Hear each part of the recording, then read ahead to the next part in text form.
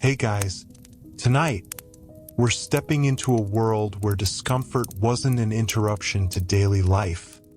It was part of it.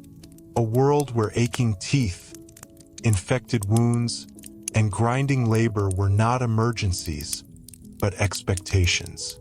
Where pain was rarely dramatic, just constant, ordinary, and quietly endured. When we imagine the Middle Ages, we often think of castles and knights, of cathedrals and plagues. But beneath the grand narratives of kings and battles was something far more universal. The steady, background presence of physical suffering in everyday life. If you enjoy calm, long-form history that explores the structures of ordinary existence, not just the headlines of history, consider subscribing. This channel is dedicated to slow, thoughtful documentaries designed for focus, reflection, and deeper understanding. Now, let's step back into medieval daily life and examine what kinds of pain were considered completely normal. To understand pain in the Middle Ages, we first need to understand expectations. Medieval Europe was overwhelmingly rural. The majority of people worked the land from childhood to old age. Life expectancy at birth was low, but that statistic is often misunderstood. Many children did not survive early childhood, yet those who reached adulthood could live into their 40s, 50s, or beyond. Still, those years were shaped by physical strain. Agricultural labor was relentless. Fields were plowed by hand or with simple wooden plows drawn by animals. Harvesting required bending, lifting, cutting, and carrying. Winter brought cold that penetrated poorly insulated homes. Summer meant long hours under direct sun. Muscle pain, joint stiffness, and chronic back problems were simply part of adulthood. There were no ergonomic tools, no padded footwear, and no concept of occupational health. A farmer in his 30s might already suffer from worn joints or persistent shoulder injuries. A blacksmith would likely experience burns, smoke inhalation, and repetitive strain. A miller inhaled fine-grained dust daily, often leading to respiratory irritation. These were not treated as medical crises. They were seen as the cost of survival. Dental pain was another common companion of medieval life. Contrary to popular myth, medieval people did attempt dental hygiene in various ways, including herbal rinses and tooth powders. However, sugar consumption slowly increased in later centuries, and even without high-sugar diets, tooth decay occurred frequently. Cavities, abscesses, and gum infections were common and deeply painful. Yet dentistry as a structured profession barely existed. Tooth extraction was the primary solution, often performed by barber surgeons. There was no anesthesia as we understand it today. Some herbal sedatives were used, but they were unreliable. The experience of having a diseased tooth removed was intense. And still, it was regarded as a routine, unpleasant necessity rather than a shocking event. Infections were perhaps the most dangerous source of everyday pain. A simple cut from farm equipment, a splinter, or an animal bite could develop into a serious infection. Antibiotics did not exist. Medieval medicine relied on herbal remedies, poultices, bloodletting, and prayer. Sometimes these treatments helped, often they did not. Inflammation, swelling, and fever were familiar sensations. The body's struggle against infection was visible and painful. Yet communities were accustomed to seeing wounds heal slowly, sometimes imperfectly. Scars were common. Missing fingers were not rare. Pain was endured with a mixture of resignation and faith. Childbirth deserves particular attention. For medieval women, labor was not just a life milestone. It was a moment of genuine risk. Pain during childbirth was expected and understood within religious frameworks. In Christian Europe, labor pain was often interpreted through theological narratives about the human condition. There were midwives, herbal aids, and community support, but no surgical intervention in the modern sense for complications. Survival depended on circumstance and luck as much as skill. For those who survived childbirth, recovery was slow. Physical strain from repeated pregnancies was common.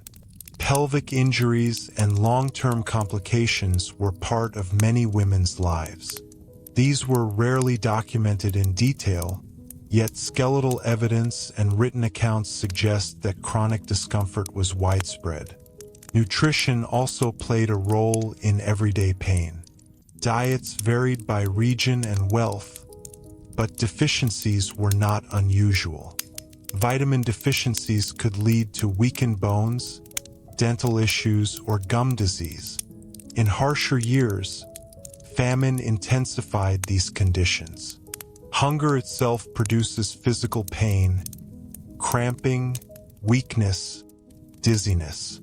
In times of crop failure, these sensations were shared across entire communities. Cold was another constant presence. Medieval homes were not centrally heated. Fireplaces provided warmth, but smoke filled interiors. Drafts were unavoidable. In Northern Europe especially, winters were long and penetrating. Frostbite and chilblains were common. Arthritic pain worsened in damp, cold environments. Illnesses that we now treat quickly often lingered.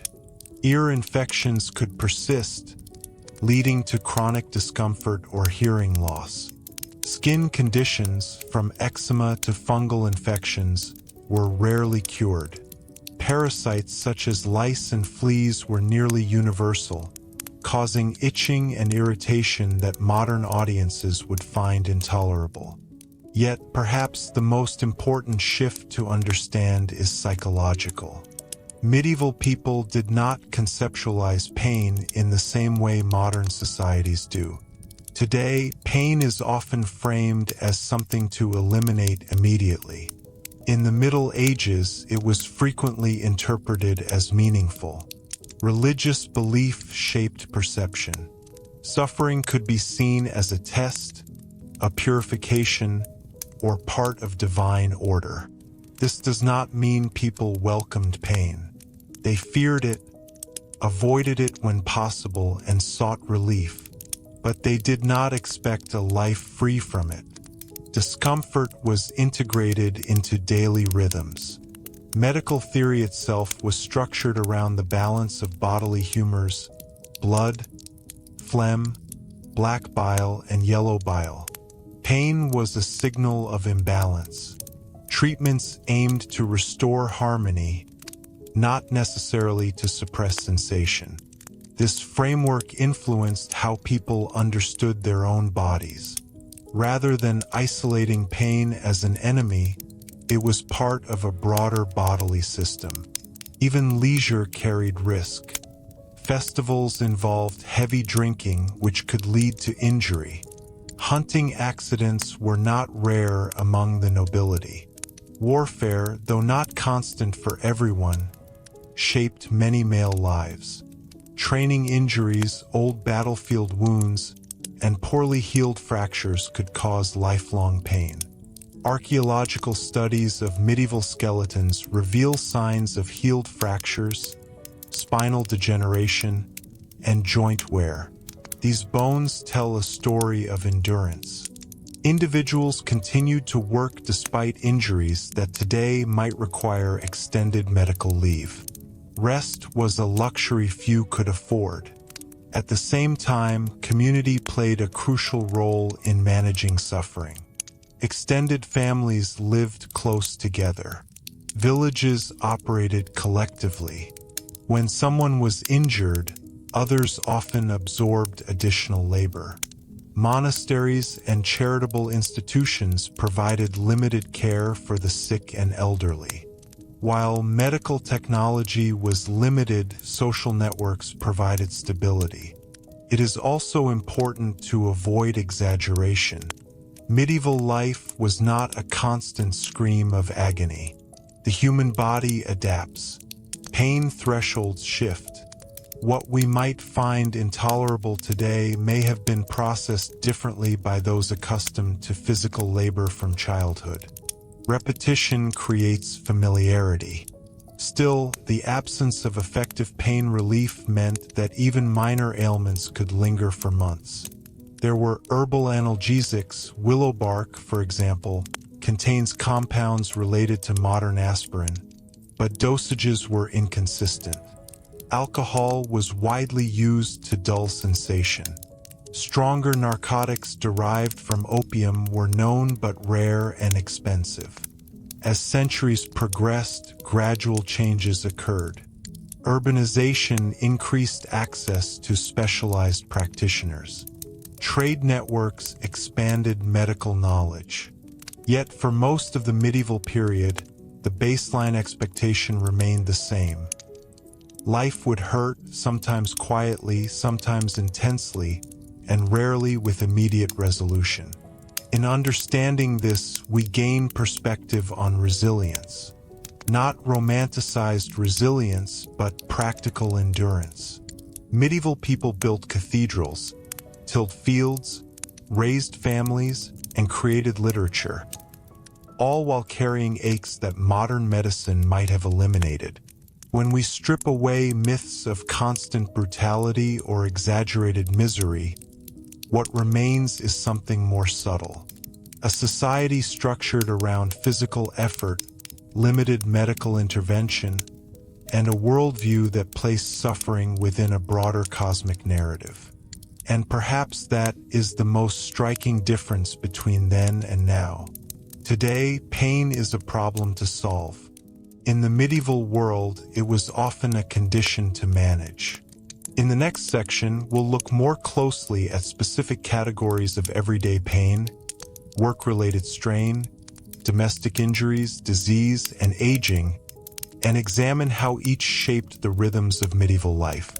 If we begin with work-related strain, the evidence is remarkably consistent across regions of medieval Europe. The body was the primary tool of production. Whether in the fields, workshops, kitchens, or construction sites, nearly all economic activity depended on repetitive, physically demanding motion. Over time, this produced predictable forms of chronic pain. Agricultural workers experienced some of the most visible strain. Plowing compacted soil required guiding heavy equipment for hours at a time. Harvesting grain meant repeated bending and twisting. Threshing involved forceful, repetitive swings of wooden flails. These motions placed enormous stress on the lower back and shoulders. Skeletal remains frequently show signs of spinal compression and joint degeneration, especially in the lumbar region. For women, labor did not end at the field's edge. Domestic production was physically taxing. Grinding grain with a hand quern required kneeling and pushing a heavy stone in circular motion for extended periods. This repetitive movement left distinctive wear patterns on arm and shoulder joints. Textile production, from spinning to weaving, required long hours of seated work in poorly supported postures, leading to neck stiffness and wrist pain. Shoemaking, tanning, metalworking, carpentry, all involved exposure to sharp tools and harsh materials. Minor cuts were common. Burns from hearth fires and forge sparks were routine hazards. In an age without antiseptics, even small injuries demanded attention. A cut that failed to close properly could swell and throb for days, sometimes longer. Yet most people could not afford to stop working. construction presented its own category of pain. The building of churches, city walls, and castles demanded lifting heavy stone and timber. Workers climbed scaffolding without modern safety equipment. Falls occurred. Fractures healed unevenly. Many individuals carried old injuries for the rest of their lives. Archaeological evidence reveals healed broken arms, ribs, and collarbones, proof that people survived trauma but often with lasting discomfort. Beyond labor, the domestic environment introduced quieter but persistent sources of pain. Medieval homes were smoky. Open hearths lacked chimneys in many earlier structures, filling interiors with irritants. Chronic eye irritation and respiratory discomfort were common. Soot accumulated on walls and lungs alike. Sleeping arrangements offered little relief. Straw mattresses were thin and often shared. Drafts entered through gaps in timber walls. Over time, exposure to cold and dampness aggravated joint pain. Arthritis, though rarely diagnosed in the medieval sense, was present and visible in skeletal remains. Aging bodies stiffened in environments that offered minimal warmth or cushioning. Hygiene practices, while more nuanced than popular myths suggest, did not prevent parasitic infestations. Lice and fleas thrived in wool clothing and bedding. Their bites caused constant itching and skin irritation. Scratching could break the skin, leading to further infection. The discomfort was rarely life-threatening, but it was continuous. Disease also contributed to what might be called background pain. Chronic conditions such as untreated sinus infections could produce persistent headaches. Dental abscesses sometimes drained slowly, reducing acute agony but maintaining dull, throbbing discomfort. Skin infections, including boils and rashes, were common in crowded towns. Then there was aging. In a society built on physical exertion, aging bodies bore visible wear. Joint cartilage eroded, teeth loosened, vision dimmed without corrective lenses. Hearing declined. These changes were accepted as part of the natural order. Elderly individuals often continued lighter forms of work for as long as possible, even as their bodies protested. Pain management strategies were pragmatic. Herbal remedies formed the foundation of treatment. Willow bark for inflammation, chamomile for calming effects, comfort poultices for bruises. These were part of a shared knowledge system passed through generations.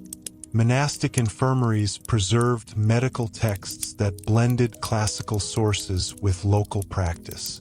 While outcomes varied, the intent to relieve suffering was genuine. Religious frameworks shaped endurance.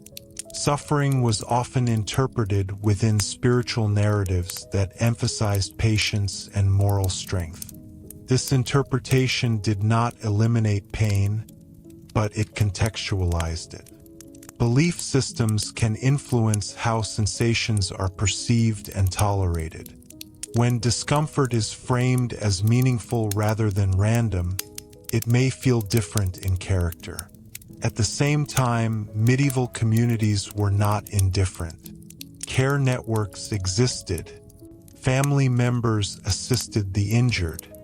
Guilds sometimes supported members who could no longer work. Hospitals, though limited in capability, offered shelter and basic nursing. Compassion coexisted with hardship. What becomes clear is that pain in medieval daily life was rarely isolated. It was layered. A farmer might wake with a stiff back, work through blisters, eat coarse bread that aggravated a sore tooth, and fall asleep in a cold room that worsened aching joints. None of these experiences were extraordinary. Together, they formed the physical baseline of existence. In understanding this, we avoid both romanticization and exaggeration. Medieval life was not an endless catastrophe, nor was it comfortable by modern standards. It was structured around endurance, adaptation, and community response. In the next section, we'll explore how acute medical crises, such as injury, epidemic illness, and surgical intervention, intersected with this background of ordinary pain, and how medieval society distinguished between the pain that was expected and the pain that signaled something far more dangerous. When we turn from chronic, everyday discomfort to acute medical crises, the contrast becomes clearer. Medieval people understood the difference between pain that could be endured and pain that signaled danger. A sore back from plowing was ordinary. A sudden, spreading fever accompanied by intense swelling was not. Injuries were common in both rural and urban settings. Agricultural accidents could involve deep cuts from scythes or crushing injuries from carts and livestock. In towns, construction mishaps and tool accidents produced broken bones and puncture wounds. The immediate pain of such injuries could be severe, but the greater fear lay in what followed. Infection was the true threat. Without knowledge of bacteria, medieval practitioners relied on observation. If a wound became red, hot, and swollen, they recognized it as serious. Treatments varied. Some surgeons cleaned wounds with wine or vinegar, both of which have mild antiseptic properties. Others applied herbal poultices intended to draw out corruption. In certain cases, cauterization, burning the wound, was used to stop bleeding and seal tissue. The procedure itself was intensely painful, but it was considered preferable to unchecked infection. Surgery, though limited, did exist. Barber surgeons performed procedures such as setting broken bones, draining abscesses, or removing damaged tissue. Pain relief was minimal. Alcohol was often administered beforehand. Herbal sedatives derived from plants like henbane or mandrake were known, but dosage was unpredictable and sometimes dangerous. Patients were restrained physically, and procedures were completed as quickly as possible. Despite this, survival rates were not uniformly disastrous. Many fractures healed successfully. Amputations, while risky, were sometimes performed when a limb was beyond saving. The fact that we find healed amputations in skeletal remains tells us that patients occasionally survived both the operation and the aftermath. Epidemic disease, however, introduced a different scale of suffering. Outbreaks such as plague brought intense symptoms, fever, swelling, exhaustion, that exceeded ordinary daily pain. Communities recognized these events as extraordinary crises. The rapid spread and high mortality distinguished epidemic illness from the slower rhythm of chronic discomfort. Yet, even outside major epidemics, recurring infectious diseases were common. Measles, smallpox, and influenza-like illnesses circulated periodically. For children especially, fever and body aches were familiar experiences. Survival often depended on the strength of the individual and the support of caregivers rather than on medical intervention. Childhood pain deserves careful attention. Many children contributed to labor from a young age. Minor injuries, muscle strain, and illness were part of early life. However, children were not treated as miniature adults in every sense. Families understood vulnerability. Written sources from the period express grief at child mortality, reminding us that emotional sensitivity coexisted with physical hardship. For women beyond childbirth, gynecological pain often went undocumented but was undoubtedly present. Repeated pregnancies, miscarriages, and infections created cycles of discomfort. Midwives provided care rooted in experience and tradition. While lacking modern surgical tools, they offered practical knowledge and community reassurance. Mental and emotional distress also intersected with physical sensation. Medieval medicine did not separate mind and body as sharply as later periods would. Melancholy, for instance, was thought to arise from humoral imbalance and could produce bodily symptoms such as fatigue or aches. Physical pain and emotional strain were viewed as interconnected elements of a unified system. Importantly, not all medieval medicine was ineffective. Some herbal remedies contained active compounds that genuinely reduced inflammation or eased discomfort. Honey, widely used in wound care, has natural antibacterial properties. Clean water, when available, was recommended for washing injuries. While lacking scientific theory as we understand it today, empirical observation shaped many treatments. Still, the absence of reliable anesthesia and antibiotics meant that acute pain was experienced more directly and for longer durations than most people in developed countries experience today. Recovery was slower. Complications were more common. Patience was not optional, it was essential. Over time, distinctions formed between ordinary pain and alarming pain. A laborer might ignore a persistent ache but seek help if swelling spread rapidly. A parent might treat a child's fever with herbal infusions but become alarmed if delirium set in. Medieval communities developed practical thresholds of concern based on lived experience. This layered understanding of endurance, risk, and response reveals a society deeply familiar with the body's limits. Pain was neither trivialized nor dramatized.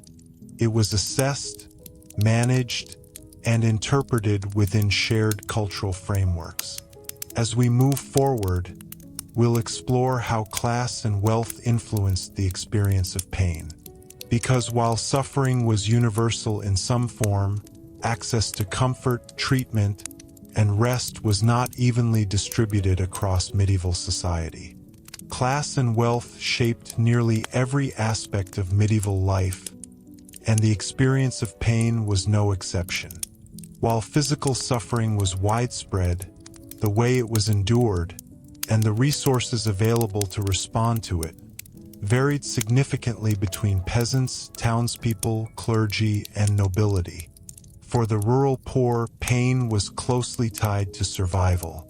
A peasant farmer who injured his hand during harvest could not simply step away from work. The agricultural calendar allowed little flexibility. Crops had to be planted and gathered at specific times. Missing a season's labor could mean hunger in winter. As a result, many people worked through injuries that today would require weeks of rest. A strained muscle or fractured rib might be bound and tolerated rather than fully healed before returning to labor. Rest itself was a privilege. The nobility, while not immune to injury or illness, had greater capacity to recover. A landed lord who broke a leg in a riding accident could rely on servants to maintain the estate.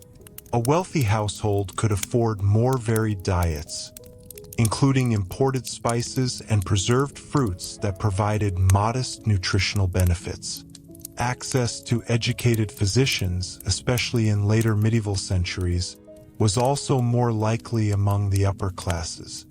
Physicians trained in universities studied texts derived from classical authorities such as Galen and Hippocrates. Their treatments were grounded in humoral theory and often involved bloodletting, dietary adjustments, and carefully prepared compounds. While not always effective, These practitioners represented a higher tier of medical care. By contrast, the rural poor relied primarily on local healers, midwives, and shared herbal knowledge. Urban life introduced a different set of physical challenges. Crowded streets, open waste disposal, and close living quarters increased the spread of disease. At the same time, cities offered specialized trades and guild structures that sometimes provided limited social protection. Some guilds supported members who were injured or too ill to work, offering small stipends or communal assistance. This did not eliminate pain, but it could soften the economic consequences. Diet was another dividing line. Wealthier individuals consumed more meat, refined grains, and imported goods. However, this did not necessarily guarantee better health. Excessive consumption could lead to gout, a painful inflammatory condition associated with high-status diets. Medieval writers sometimes described gout as a disease of affluence. It serves as a reminder that privilege altered the type of pain experienced rather than eliminating it entirely. Clergy occupied a unique position. Monasteries often maintained infirmaries where monks received care from fellow brothers trained in basic medicine.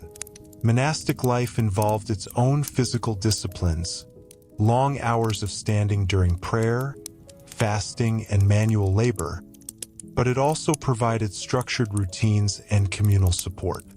Written records from monasteries offer valuable insight into how illness and discomfort were recorded and treated.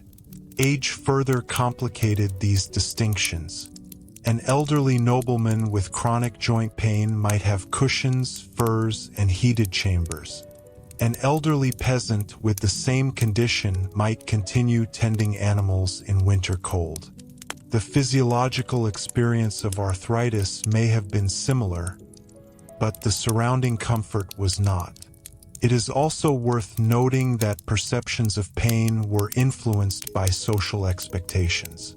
Medieval masculinity often emphasized endurance and stoicism, particularly among warriors. Knights trained extensively in combat and horsemanship, activities that produced injuries and long-term strain. Carrying armor, wielding heavy weapons, and riding for extended periods placed intense pressure on the spine and hips. Chronic discomfort was part of martial identity. At the same time, written sources suggest that compassion was not absent from elite culture. Letters and household accounts occasionally reference efforts to ease suffering through warm baths, ointments, and careful nursing. Medical treatises circulated among aristocratic courts, reflecting an interest in bodily well-being. Across all classes, however, one reality remained consistent: the absence of modern pain relief technologies. There were no reliable anesthetics for surgery, no standardized anti-inflammatory drugs, no antibiotics to halt infection quickly. Even wealth could not purchase solutions that had not yet been discovered. What wealth could buy was time. Time to rest, time to consult multiple practitioners, time to recover indoors rather than outdoors. For the majority of medieval people, time was constrained by necessity. In examining these differences, we see that pain in medieval daily life was universal but uneven. It was shaped by labor, diet, age, gender, and social position. Some forms were chronic and dull, others sudden and intense. Some were endured quietly in fields and workshops, others recorded in monastic manuscripts. Yet across these variations, one constant emerges. Medieval society was structured around adaptation. Communities did not expect comfort as a default condition. They expected fluctuation, periods of relative ease followed by hardship. Pain was woven into that rhythm. In the final section, we'll reflect on how medical knowledge slowly evolved toward the end of the medieval period, and how shifting ideas about the human body began to change the way pain itself was understood. As the medieval period moved toward its later centuries, subtle but important changes began to reshape how pain was understood and treated. These shifts did not occur suddenly, nor did they transform daily life overnight, but they marked the beginning of a gradual transition in medical thought and practice. One of the most significant developments was the growth of universities in cities such as Bologna, Paris, and Oxford. These institutions formalized the study of medicine, drawing on classical texts preserved and transmitted through earlier centuries. Scholars translated and commented upon works attributed to ancient Greek and Roman authorities. While humoral theory remained dominant, medical study became more systematized. This formal education created a distinction between academically trained physicians and practical surgeons. Physicians focused on diagnosis, theory, and internal medicine. Surgeons, often organized through guilds, handled physical interventions such as setting bones or treating wounds. Over time, surgical techniques slowly improved through observation and repetition. While pain management remained limited, procedural efficiency increased survival in certain cases. Urban hospitals also expanded in number. These institutions were not hospitals in the modern sense, equipped with advanced technology. Rather, they functioned as places of care, rest, and spiritual support. The sick poor could receive shelter, food, and basic treatment. Religious devotion remained intertwined with medical care, reinforcing the idea that physical suffering had both bodily and spiritual dimensions. Trade networks played a role as well. As commerce expanded, so did the circulation of medical ingredients and knowledge. Spices and herbs from distant regions entered European markets. Some of these substances had genuine analgesic or anti-inflammatory effects. Opium, for example, was known and used in controlled preparations. Though rare and expensive, it demonstrated an emerging awareness that certain compounds could reliably dull pain. Yet even as knowledge broadened, everyday life for most people remained physically demanding. Fields still required plowing. Workshops still relied on manual tools. Childbirth still carried risk. The pace of technological change was slow compared to modern standards. What did begin to change, however, was the written record. Late medieval texts contain more detailed observations about symptoms and outcomes. Case descriptions became more careful. This suggests a growing curiosity about the mechanisms of illness and discomfort. Pain was increasingly described not only as a sign of imbalance but as a phenomenon worth analyzing in its own right. The late medieval period also witnessed waves of epidemic disease that forced communities to confront suffering on a massive scale. These events challenged existing explanations and stimulated reflection. While religious interpretation remained powerful, some observers began searching for environmental or natural causes alongside spiritual meaning. Gradually, anatomical study gained cautious acceptance. Though often restricted, dissections conducted in certain university settings provided direct insight into the structure of the human body. This marked a profound intellectual shift. Pain could now be connected more concretely to physical structures, nerves, organs, tissues, rather than understood purely through abstract humoral imbalance. These developments did not eliminate the endurance culture that had defined earlier centuries. but they planted seeds for change. By the end of the medieval era, the groundwork had been laid for Renaissance inquiry and, eventually, for scientific medicine. Looking back across the full span of medieval daily life, what stands out is not constant agony, nor dramatic catastrophe, but continuity. Pain was a steady companion, sometimes sharp, often dull, frequently tolerated. It shaped posture, work habits, diet, and belief. It influenced architecture, clothing, and community structures. It informed prayer, medicine, and social expectation. And yet, medieval society functioned. Fields were harvested. Cathedrals were raised stone by stone. Manuscripts were copied with steady hands. Families gathered around hearth fires, shared meals, and planned for the next season. Life continued, not because pain was absent, but because it was integrated into the structure of existence. Today, in much of the developed world, we expect rapid relief. We view persistent pain as a problem requiring immediate intervention. That expectation is itself a product of centuries of medical progress.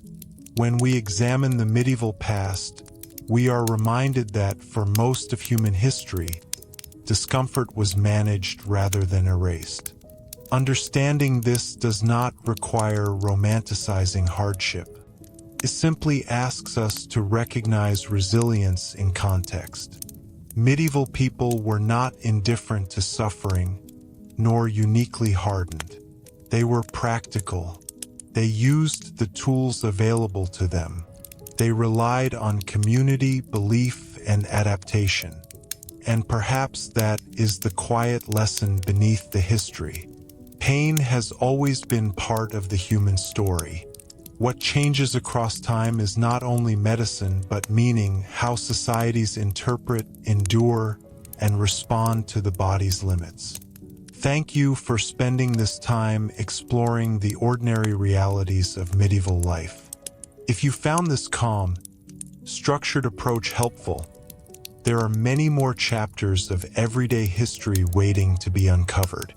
Before we close entirely, it's worth widening the lens just a little further and considering how environment and seasonality shaped the physical experience of medieval life. Pain was not evenly distributed throughout the year. It followed patterns tied to climate, harvest cycles, and living conditions. Winter, in particular, intensified discomfort.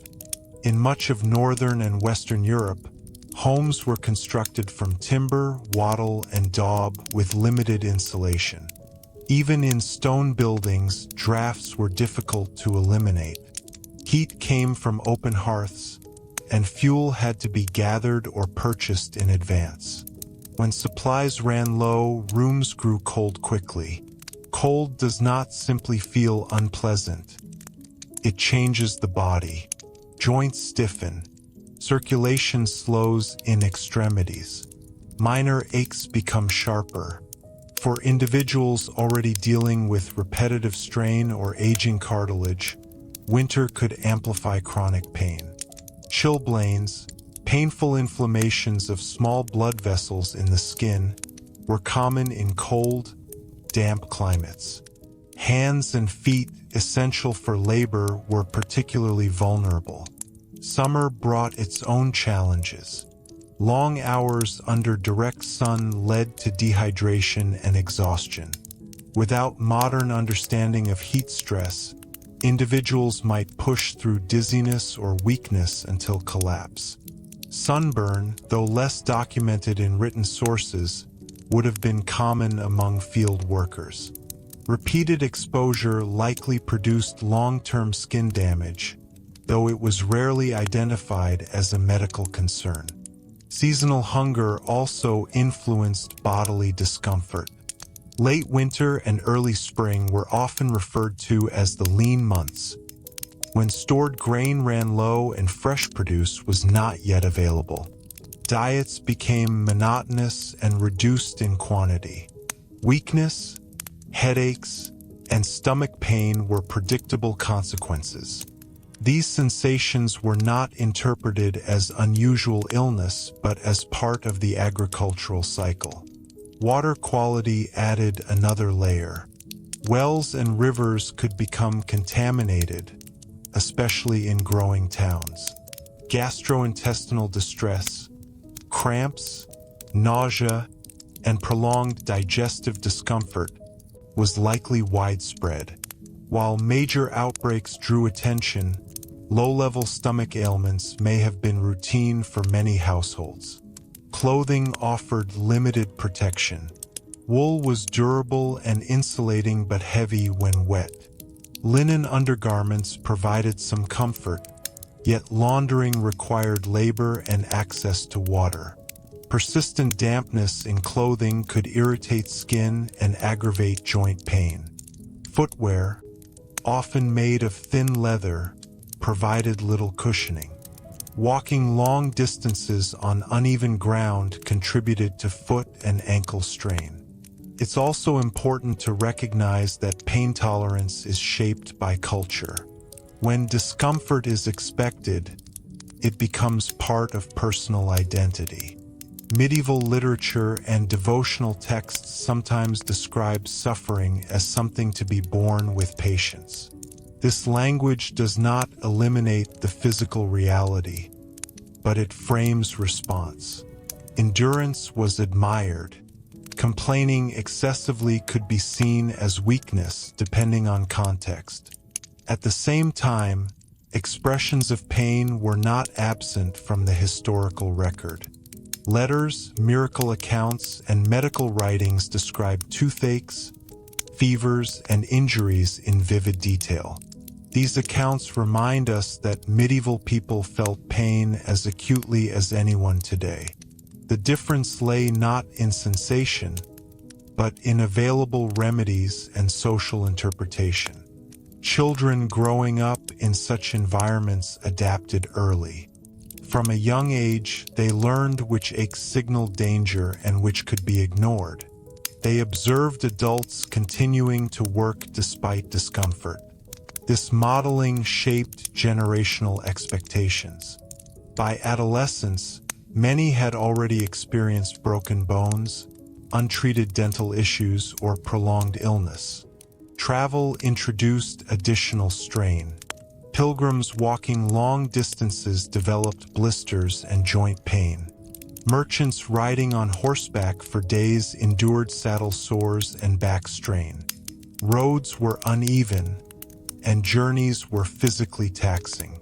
Yet pilgrimage, trade, and seasonal movement continued, suggesting that discomfort did not deter mobility when purpose demanded it. Even leisure activities carried physical consequences. Archery practice required repetitive shoulder movement. Hunting involved extended rides and exposure to the elements. Dancing at festivals, though joyful, could leave sore muscles the following day. Physicality defined nearly every aspect of life. When we place all these layers together, labor, season, diet, illness, aging, we see that medieval daily life was structured around a steady negotiation with the body. People measured their capacity constantly. Could they lift today? Could they walk to market? Could they endure another winter? This negotiation fostered attentiveness. Without diagnostic machines or laboratory tests, individuals relied on sensation. They monitored swelling, heat, color, appetite, and sleep. Pain was information. It guided decision-making even when solutions were limited. By appreciating this complexity, we move beyond simplistic comparisons between then and now. Medieval people were neither uniquely miserable nor unusually stoic. They inhabited a world where the boundary between comfort and discomfort was narrower, where relief was uncertain, and where community and belief provided stability when medicine could not. In understanding what pain was considered normal in medieval daily life, we gain more than a catalog of ailments. We gain insight into resilience shaped not by dramatic heroism, but by repetition. By waking each day, assessing the body, and continuing forward within the limits of available knowledge. And that quiet persistence, more than any single disease or injury, defined the physical reality of the Middle Ages. As we reflect even more deeply, one final dimension deserves attention: the relationship between visibility and invisibility in medieval pain. Some suffering was obvious: broken limbs, open wounds, fevers that confined a person to bed. But much of it was quiet and unseen, carried internally and rarely documented. Chronic headaches, for example, would have been common. Smoke-filled interiors, dehydration, eye strain from close manual work, and untreated sinus infections all contribute to recurring head pain. Without precise terminology, such discomfort might simply be described as heaviness or pressure. It did not necessarily stop daily responsibilities, but it altered concentration and mood. Digestive discomfort likely fell into the same category. Diets high in coarse grains could irritate the stomach, especially when bread contained small fragments of grit from milling stones. Food spoilage, even when minor, caused cramps or nausea. These experiences were unpleasant but not extraordinary. They formed part of the baseline bodily awareness of medieval existence. There is also evidence of long-term disability. Not every injury healed cleanly. Some individuals lost mobility due to untreated fractures or joint disease. Others experienced partial blindness from infection or trauma. Communities adapted by assigning lighter tasks or providing charity, but the physical reality remained. Disability did not remove a person from society. It reshaped their role within it. Pain also intersected with punishment and law. While this documentary focuses on daily life rather than judicial extremes, it is important to note that corporal punishment existed and was socially recognized. For those subjected to it, physical suffering became part of public order. However, even here, the expectation was not constant brutality but regulated discipline within established norms. Sleep itself was different from modern patterns. Many medieval households practiced segmented sleep, resting for several hours, waking briefly during the night, then sleeping again. Discomfort from bedding, cold air, or crowded conditions could interrupt rest. Incomplete sleep exacerbates pain perception, creating a cycle in which fatigue intensifies physical strain. What is striking is how medieval society normalized adaptation rather than elimination. Tools were adjusted when possible. Handles were wrapped in cloth. Boots were repaired repeatedly to soften wear. Herbal compresses were applied not to cure underlying degeneration but to make the next day manageable. Over centuries, this steady management of discomfort shaped architecture and craft. Hearths evolved to include chimneys, reducing smoke inhalation. Windows gradually incorporated glass in wealthier homes, limiting drafts. Agricultural tools improved incrementally, redistributing weight and increasing efficiency. These innovations were not always framed as pain relief, yet they reduced strain in practical ways. By the late medieval period, urban artisans began specializing further, dividing labor into narrower tasks. Specialization could decrease certain physical burdens while increasing others. A scribe, for instance, avoided heavy lifting but developed wrist and back strain from prolonged writing. A tailor sat for hours in fixed posture. Every occupation carried its own pattern of aches. In viewing medieval pain through this broader lens, we recognize a fundamental truth. The human body has always operated within constraints set by environment, technology, and knowledge. Medieval people did not possess the medical interventions available today, but they possessed attentiveness, shared memory, and incremental innovation. When someone developed a toothache, neighbors knew which herbs might numb the area temporarily. When a limb swelled, elders recognized warning signs from experience. When winter aggravated joint pain, extra straw might be added to bedding. These were small adjustments, yet collectively they formed a system of practical resilience. It is easy to focus on what medieval society lacked: anesthesia, antibiotics, advanced surgery. But it is equally important to see what it maintained: continuity. Despite the omnipresence of discomfort, life expectancy gradually improved in certain regions toward the end of the period. Urban infrastructure expanded. Literacy increased. Artistic and architectural achievements multiplied. Pain did not halt progress. It accompanied it. And perhaps that is the most measured conclusion we can draw. Medieval daily life included forms of suffering that would challenge modern expectations. Muscle strain, dental decay, infection, seasonal hunger, cold-induced joint pain. These were woven into routine experience. Yet they did not define identity entirely. They were endured, interpreted, and managed within the limits of available knowledge. In understanding what pain was considered normal in medieval daily life, we come closer to understanding medieval humanity itself. Not as caricatures of misery, nor as romanticized figures of toughness, but as individuals navigating the same fragile bodies we inhabit today, without the guarantees of modern medicine, yet with determination shaped by necessity. And in that shared physical vulnerability, across centuries, there is a quiet continuity that connects their world to ours. If we step back one final time and look at the broader arc of medieval experience, what becomes most apparent is how pain shaped time itself.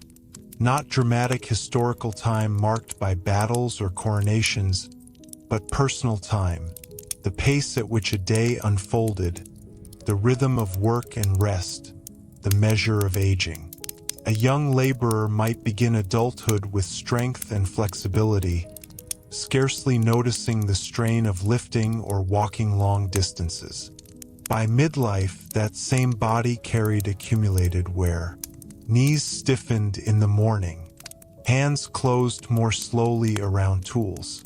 Recovery from minor injuries took longer. Pain marked the passage of years more clearly than any calendar. In that sense, discomfort functioned as a biological clock. Without modern diagnostics, people understood aging through sensation. They did not speak of cartilage degeneration or nerve compression. They spoke of heaviness, weakness, or a body less willing than before. These phrases reveal attentiveness rather than ignorance. The elderly occupied a visible place in medieval communities. Though many did not survive into advanced age, those who did were living records of endurance. Bent spines and careful steps told stories of decades of labor. Their presence reminded younger generations that physical limitation was not an exception but an eventual certainty. Pain also influenced decision-making. A farmer with chronic back strain might pass heavier tasks to a son earlier than planned. A craftsman with failing eyesight might train an apprentice more intensively. Families adjusted roles not through formal retirement but through gradual redistribution of effort.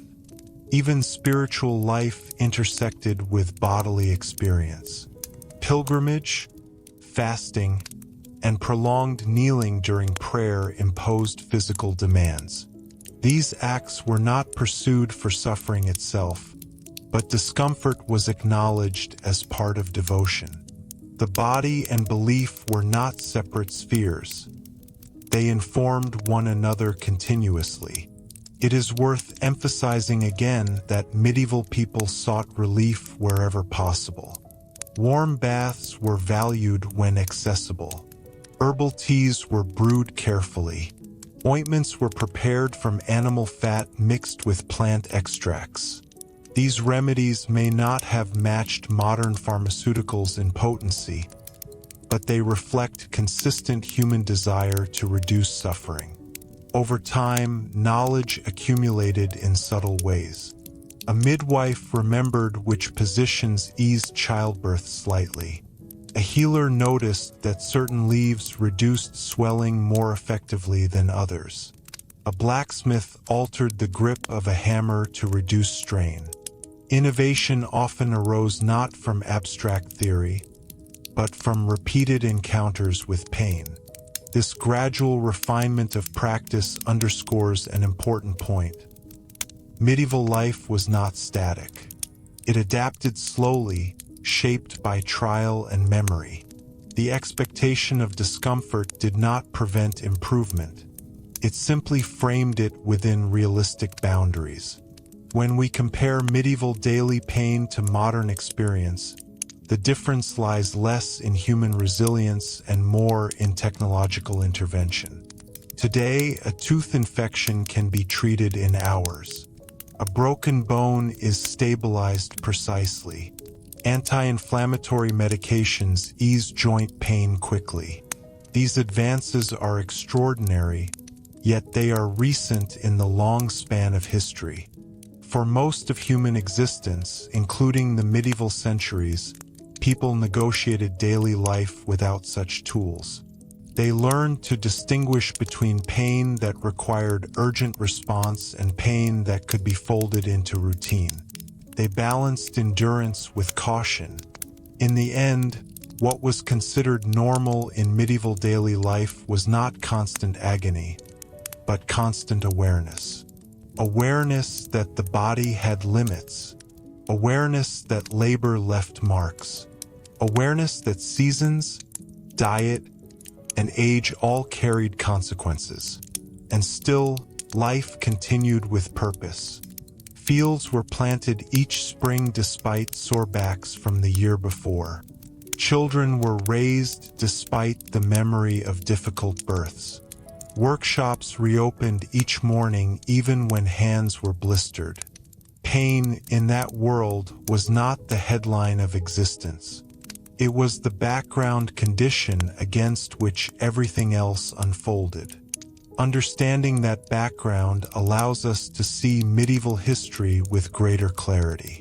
Not as a distant landscape of castles and plagues alone, but as a human environment shaped by ordinary sensations, aches, strains, fevers, recoveries. A world where comfort was rare, but meaning, community, and persistence were not. And in recognizing that, we close the distance between their daily lives and our own. As we bring this exploration to its quiet conclusion, there is one more perspective worth considering: the way memory preserved pain, and how stories carried those sensations forward. Medieval chronicles rarely dwell on ordinary aches. They record wars, famines, royal marriages, and natural disasters. Yet scattered within legal records, miracle accounts, household instructions, and medical treatises are glimpses of personal suffering.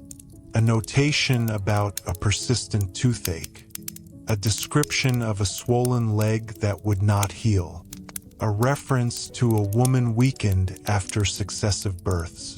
These fragments remind us that pain, while normalized, was never invisible to those who felt it. In miracle collections, for instance, Individuals often described chronic conditions when seeking divine intervention: lameness, blindness, long-standing wounds. The fact that such cases were documented suggests that persistent pain could shape identity. It became part of how a person explained their life story. Relief, when it occurred, was described as transformative not only physically but socially. Legal documents occasionally mention injury in practical terms. A craftsman unable to fulfill a contract due to illness. A laborer excused from certain duties because of impairment. These small references show that while endurance was expected, there were limits recognized within communities. Pain that threatened survival or productivity prompted accommodation. The body also shaped architecture in ways that are easy to overlook. The addition of benches along interior walls provided places to rest. The development of padded garments among elites increased comfort in cold seasons. Even the gradual refinement of agricultural harnesses reduced strain on both animals and humans. These changes were not framed as medical breakthroughs, but they quietly reduced everyday suffering. In monasteries, infirmaries evolved to include designated beds for the sick, separate from communal sleeping quarters. This separation acknowledged vulnerability. It created space for recovery and for attentive nursing. Though modest by modern standards, such structures represent institutional recognition of bodily limits. It is equally important to acknowledge emotional resilience. Living with routine discomfort can cultivate patience, but it can also produce frustration. Medieval literature contains laments about illness and aging. Poets wrote of failing strength. Personal letters express worry about recurring pain. These voices remind us that normalization did not equal indifference. At the same time, communal rituals offered distraction and relief. Feast days punctuated the calendar. Music, storytelling, and seasonal festivals created moments where attention shifted away from the body's complaints. Shared experience lightened individual burden. Even if aching joints persisted, celebration reoriented focus. By the late medieval period, the gradual increase in literacy allowed more individuals to record observations about health. Household manuals included recipes for salves and tonics. Practical knowledge circulated more widely. While still limited in effectiveness, this spread of information represented incremental empowerment. And so, when we ask what pain was considered normal in medieval daily life, the answer is layered. Muscle strain from labor, dental decay without reliable intervention, joint stiffness intensified by cold, infections that lingered, hunger that returned each lean season, the aches of aging without prosthetics or pharmaceuticals. Yet equally normal were the responses: herbal compresses applied by practiced hands, family members stepping in to share workload, guild brothers offering support, monks tending the sick, craftsmen modifying tools, parents teaching children how to endure and adapt. Pain was not isolated from society. It was embedded within it. It influenced work rhythms, shaped architecture, informed belief, and guided innovation. It was felt deeply, but it was rarely allowed to define the entirety of life. When we look across centuries, we see continuity rather than contrast. The medieval world was physically demanding in ways that modern medicine has softened, but the human capacity to adapt remains constant. Bodies then, as now, were vulnerable. Communities then, as now, developed systems to cope. In understanding their ordinary discomfort, we gain a clearer sense of their daily courage, not dramatic heroism, but the steady willingness to wake, assess the body, and continue. And perhaps that is the quiet thread that runs through all of history. The persistence of people who, despite aching backs, sore hands, fevers, or failing teeth, continued to build, to create, to raise families, and to imagine a future. Thank you for spending this time exploring the physical realities beneath medieval history's grand narratives. If you found value in examining the ordinary foundations of the past, there are many more layers waiting to be uncovered, one careful, steady chapter at a time.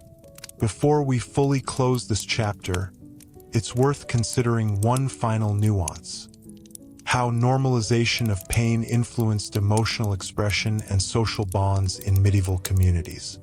When discomfort is widespread and expected, it shapes conversation. Medieval people likely spoke of aches in practical terms rather than dramatic ones. A sore shoulder might be mentioned while planning the next day's tasks. A lingering cough might be discussed alongside weather and harvest yields. Physical sensation was woven into ordinary dialogue. This constant negotiation with the body fostered a kind of shared literacy. People learned to read one another's posture, gait, and facial tension. A limp signaled past injury. A slower pace suggested fatigue. In tightly knit villages, such signals were quickly understood. Assistance could be offered quietly, without formal declaration. Family structure was central to this process. Multi-generational households meant that children observed aging directly. They saw how grandparents rose carefully from benches or warmed stiff hands by the hearth. Through observation, younger members internalized expectations about the life cycle. Pain was not mysterious. It was visible and gradual. At the same time, communal worship and gathering reinforced solidarity. Kneeling on stone floors during long services was physically demanding, yet shared participation reduced isolation. Singing, prayer, and ritual provided rhythm that transcended bodily discomfort. Even when joints ached, collective action created a sense of endurance that felt purposeful rather than random. We should also acknowledge the limits of adaptation. There were moments when pain overwhelmed available resources. Severe infections, traumatic injuries, or chronic conditions beyond communal support could lead to dependency or early death. Medieval society did not possess the safety nets we expect today. Vulnerability was real and sometimes unforgiving. Yet even in these circumstances, written records reveal attempts at compassion. Wills included provisions for disabled relatives. Religious institutions offered alms. Guilds sometimes maintained funds for members unable to work. These responses were imperfect and uneven, but they demonstrate recognition of shared fragility. Another subtle dimension lies in craftsmanship. Objects from the medieval period, tools, furniture, clothing, often show signs of repair rather than replacement. This habit of maintenance extended to the body. Just as a cracked bowl was mended, an injured limb was splinted and bound. Imperfection was accepted. Function, not flawless restoration, was the goal. Over time, this practical orientation shaped resilience. Medieval people did not wait for complete comfort before resuming activity. They calibrated effort carefully. A worker might lift lighter loads after injury. A mother might adjust posture while grinding grain to ease strain. These small adaptations allowed continuity even when pain persisted. The rhythm of the agricultural year provided natural pauses. Winter reduced field labor, offering relative rest despite cold-related discomfort. Feast days interrupted routine. Markets gathered people periodically rather than daily. Life unfolded in cycles, allowing brief recovery before the next surge of activity. When we consider all these layers, season, labor, belief, class, community, we see that pain in medieval daily life was neither extraordinary nor trivial. It was structural. It shaped how homes were built, how tools were designed, how families organized themselves, and how faith was practiced. And yet, it did not erase joy. Medieval art depicts dancing, feasting, music-making. Marginal illustrations in manuscripts show humor and playfulness. These images remind us that discomfort did not prevent delight. Human experience is rarely singular. Sore muscles can coexist with laughter. Cold winters can coexist with celebration. In the modern world, we often strive for environments engineered to minimize physical strain. Climate control, ergonomic design, advanced medicine, these have transformed daily life. But understanding the medieval baseline of expectation offers perspective. For centuries, people built civilizations without assuming physical ease as a default. They adapted not because they lacked imagination, but because they worked within available knowledge. Pain was integrated into daily planning, social responsibility, and spiritual reflection. It was acknowledged, managed, and endured. So when we ask what pain was considered normal in medieval daily life, the answer reaches beyond specific ailments. It includes the acceptance of physical effort as inseparable from survival. It includes the recognition that bodies wear down over time. It includes the quiet recalibration of tasks and roles in response to sensation. And through all of it, medieval communities persisted, raising cathedrals, composing music, trading across continents, cultivating fields season after season. In that persistence, we find the enduring thread of human history, the ability to continue thoughtfully and collectively, even when comfort is limited. Thank you for staying with this exploration of the ordinary physical realities of the Middle Ages. History often shines a light on extraordinary events, but it is the ordinary, aches, adaptations, endurance that truly sustain the world. As we take one final reflective step back, it may help to imagine a single ordinary day in late medieval Europe, not as drama, but as rhythm. Morning begins before full light. A laborer rises from a straw mattress. The room is cool. His back is stiff from the previous day's work. This stiffness is not surprising. It is anticipated. He stretches slowly, perhaps wincing, then moves toward the hearth. The ache eases slightly as muscles warm. There is no language of injury here, only the quiet understanding that bodies protest before they cooperate. In another home, a woman prepares to grind grain. The circular motion of the quern stone presses against wrists already tender from yesterday's repetition. She adjusts her grip, shifts her weight. The discomfort is familiar, part of the task itself. Later, she will carry water from a nearby source, the weight pressing into shoulders and hips. By evening, those areas will throb dully. This too is expected. In a town workshop, an apprentice leans over a bench for hours, carving or stitching. His neck tightens. His fingers cramp briefly. He pauses, flexes his hand, continues. No one considers this extraordinary. It is the bodily cost of skill acquisition. Across the village, an older man with worn knees chooses lighter duties. He supervises, repairs tools, offers instruction. When he walks, there is a slight hesitation in his step. Others notice, but without commentary. They have seen this progression before. Aging carries its own map of discomfort.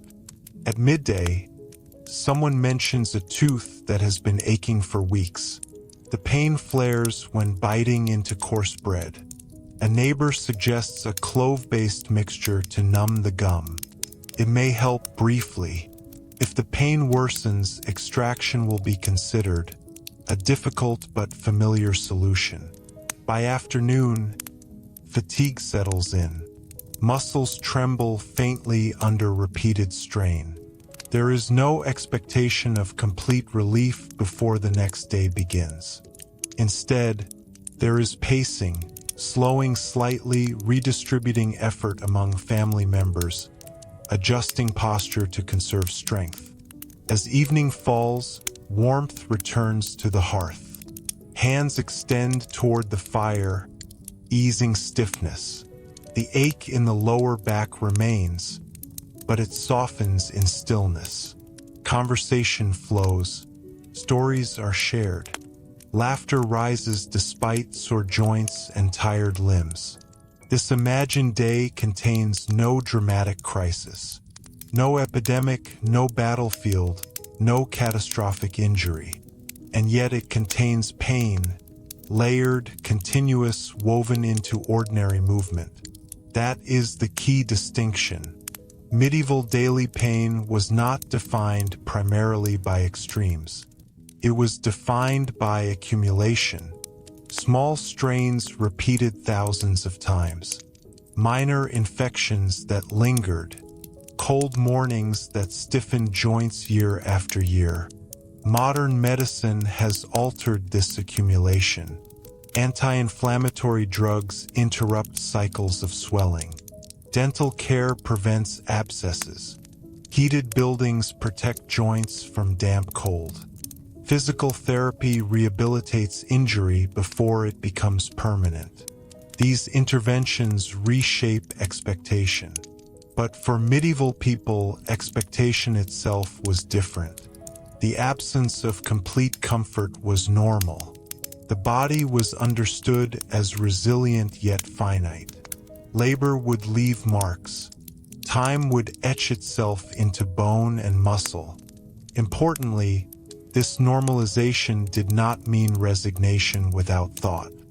Medieval society demonstrated continual, if gradual, refinement of tools and techniques. Harnesses were redesigned to reduce strain on animals and handlers. Architectural innovations improved ventilation. Agricultural methods increased efficiency.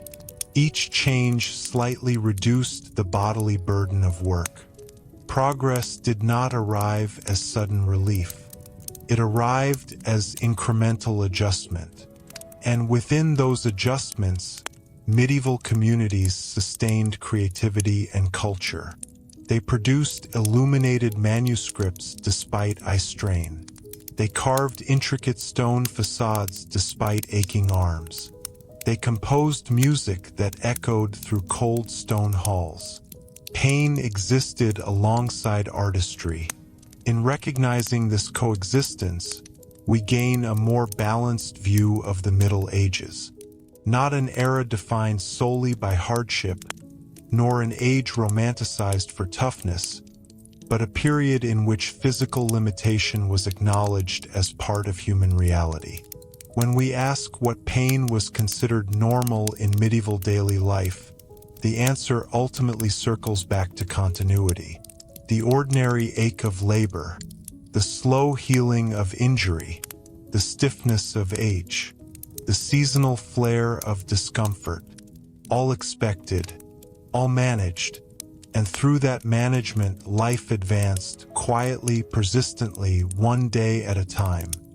Thank you for spending this extended journey examining the subtle, physical foundations of medieval existence. History is often told through power and spectacle, but it is sustained by the unnoticed endurance of ordinary bodies. And in that endurance across centuries, we recognize something profoundly human. As we conclude this long examination, it may be helpful to reflect not only on what medieval people endured, but on how their expectations shaped their inner lives. When discomfort is predictable, it becomes part of identity. A farmer did not think of himself as injured because his back ached. He thought of himself as someone who worked the land. The ache was evidence of participation in the economic and social order. A craftswoman with calloused hands did not interpret soreness as failure, but as proof of contribution. In this sense, pain was often intertwined with dignity. To labor was honorable. To provide for one's household required physical effort. While no one sought suffering for its own sake, the marks of labor were socially understood. Calluses, scars, and stiffness were visible records of usefulness. This connection between bodily strain and moral worth was reinforced by religious teaching.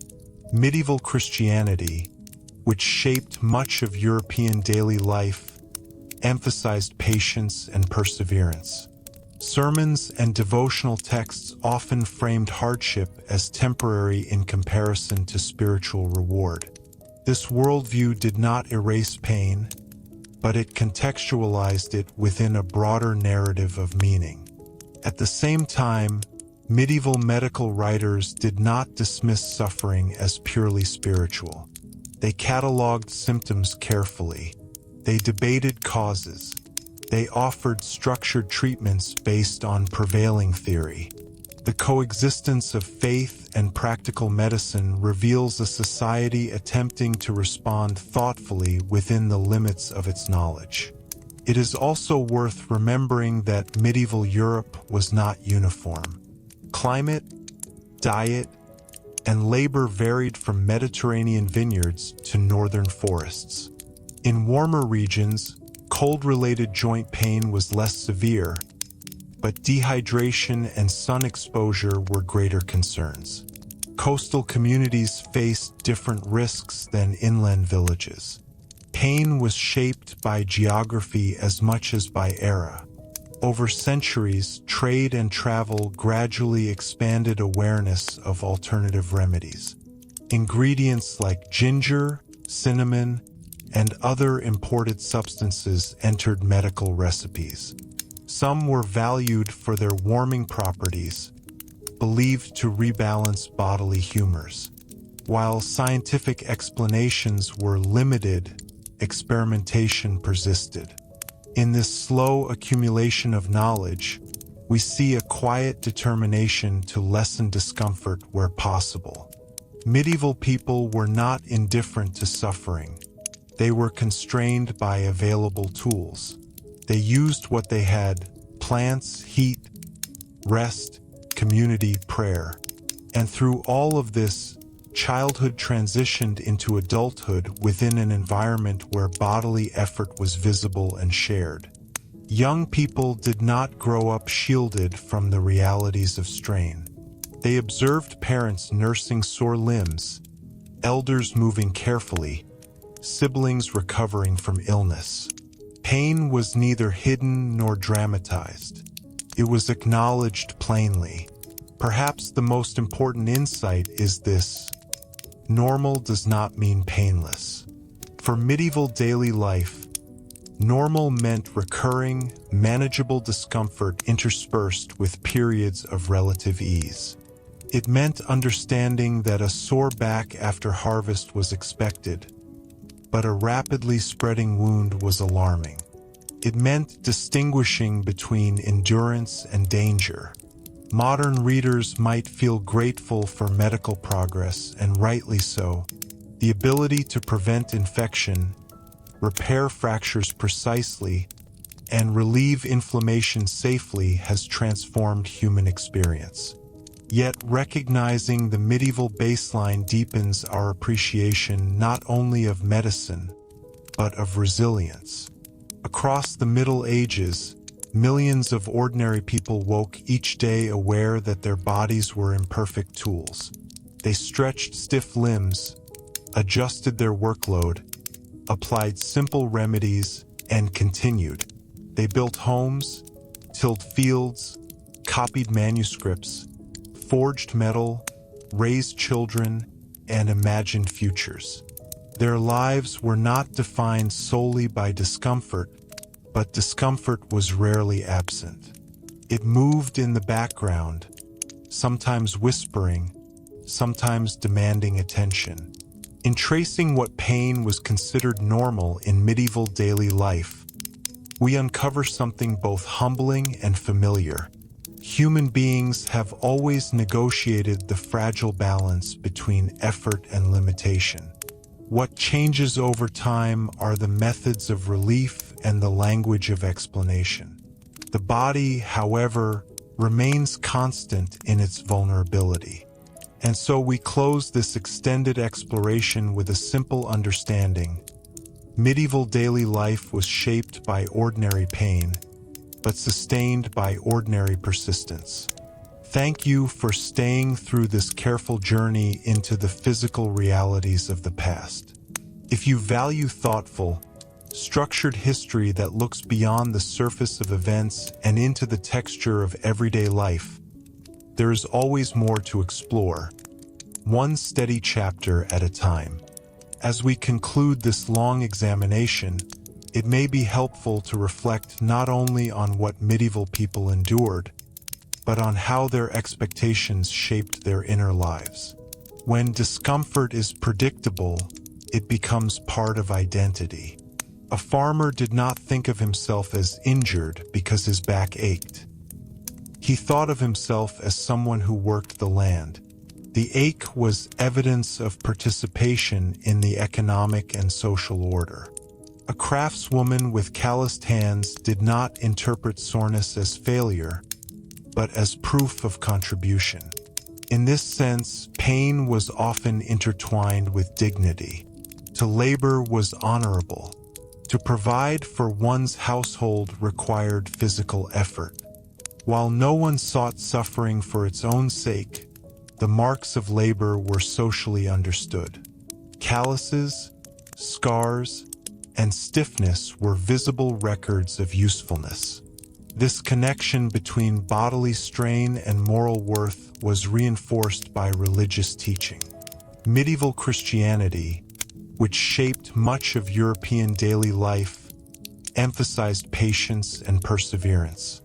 Sermons and devotional texts often framed hardship as temporary in comparison to spiritual reward.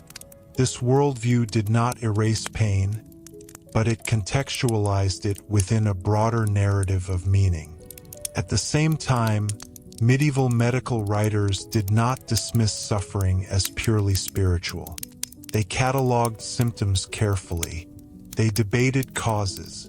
They offered structured treatments based on prevailing theory. The coexistence of faith and practical medicine reveals a society attempting to respond thoughtfully within the limits of its knowledge. It is also worth remembering that medieval Europe was not uniform. Climate, diet, and labor varied from Mediterranean vineyards to northern forests. In warmer regions, cold-related joint pain was less severe, but dehydration and sun exposure were greater concerns. Coastal communities faced different risks than inland villages. Pain was shaped by geography as much as by era. Over centuries, trade and travel gradually expanded awareness of alternative remedies. Ingredients like ginger, cinnamon, and other imported substances entered medical recipes. Some were valued for their warming properties, believed to rebalance bodily humors. While scientific explanations were limited, experimentation persisted. In this slow accumulation of knowledge, we see a quiet determination to lessen discomfort where possible. Medieval people were not indifferent to suffering. They were constrained by available tools. They used what they had: plants, heat, rest, community, prayer.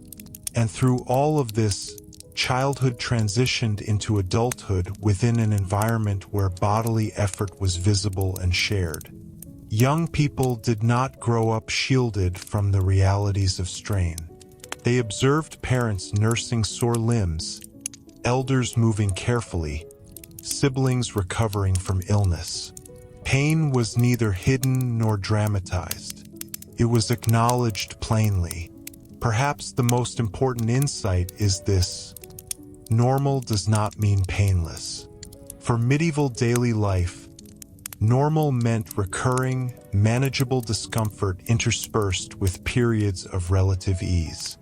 It meant understanding that a sore back after harvest was expected, but a rapidly spreading wound was alarming. It meant distinguishing between endurance and danger. Modern readers might feel grateful for medical progress, and rightly so. The ability to prevent infection, repair fractures precisely, and relieve inflammation safely has transformed human experience. Yet recognizing the medieval baseline deepens our appreciation not only of medicine, but of resilience. Across the Middle Ages, millions of ordinary people woke each day aware that their bodies were imperfect tools. They stretched stiff limbs, adjusted their workload, applied simple remedies, and continued. They built homes, tilled fields, copied manuscripts, forged metal, raised children, and imagined futures. Their lives were not defined solely by discomfort, but discomfort was rarely absent. It moved in the background, sometimes whispering, sometimes demanding attention. In tracing what pain was considered normal in medieval daily life, we uncover something both humbling and familiar.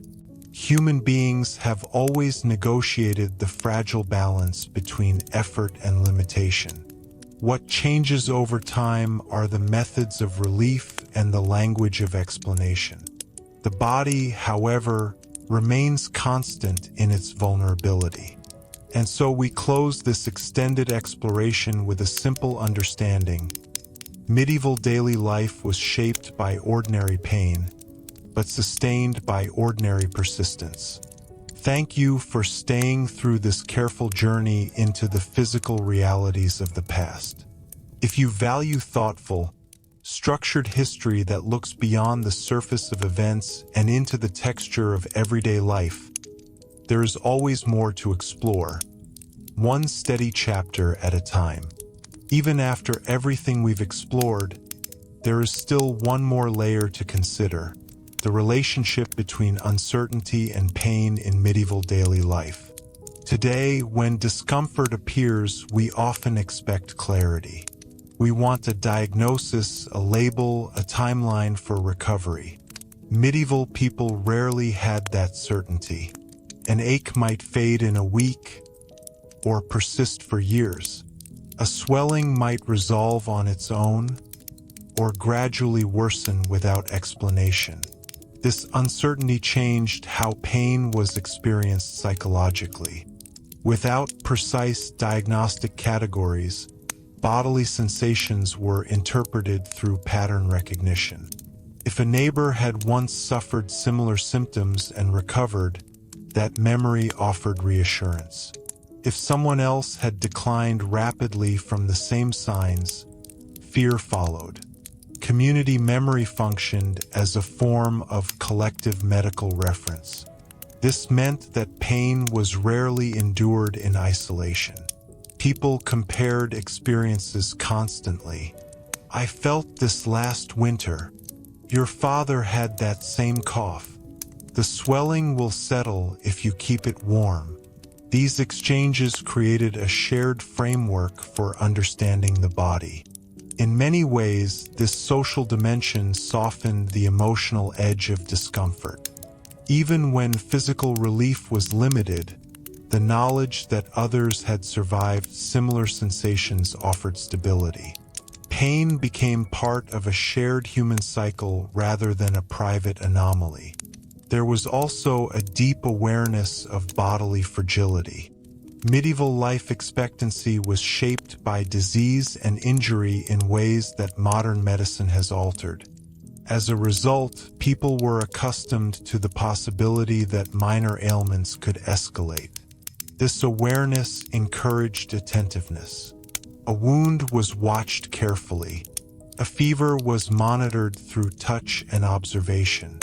Touch itself played a significant role. Without thermometers or imaging technology, hands assessed temperature and swelling. Care was physical and immediate. Family members washed wounds, applied poultices, supported weak bodies during illness. This intimacy reinforced connection even in suffering. At the same time, Stoicism was valued, particularly among men engaged in physically demanding roles. Complaints could be perceived as weakness in certain contexts. Yet this expectation varied. Within households, expressions of discomfort were likely more open. Public and private responses to pain did not always match.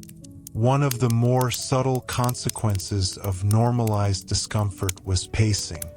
Medieval work rhythms were not identical to modern industrial schedules. Though labor could be intense, it was also seasonal and task-based. This structure allowed for micro-adjustments. If fatigue became overwhelming, tasks might shift slightly within the family. The day's pace could flex in small ways, even if the overall demands remained high. Pain also influenced craftsmanship over generations. When a tool design reduced wrist strain, that improvement was remembered and replicated. When a saddle fit more comfortably, riders preferred it. Innovation often emerged from embodied experience rather than theoretical design. By the later medieval period, small mechanical advancements, improved plows, water mills, windmills, began reducing certain forms of physical strain. These technologies did not eliminate labor, but they redistributed effort. The human body remained central, yet slightly less burdened in specific tasks. And still, for most individuals, daily life required negotiation with fatigue, soreness, and the unpredictability of illness. When we examine the medieval world through this lens, we see not a population unaware of suffering, but one deeply familiar with it. Pain was tracked through memory, discussed in households, interpreted through belief, and managed through adaptation. Perhaps the most profound contrast with the modern era lies in expectation. Today, sustained discomfort often feels like a disruption of what life should be. In the Middle Ages, sustained discomfort was part of what life was. Yet, despite that baseline, people sought beauty. They illuminated manuscripts with extraordinary detail. They composed chants that filled stone cathedrals. They carved wood and stone with patient skill. Creativity flourished in bodies that were often tired. That coexistence between strain and artistry reminds us that human achievement does not depend solely on comfort. It depends on continuity.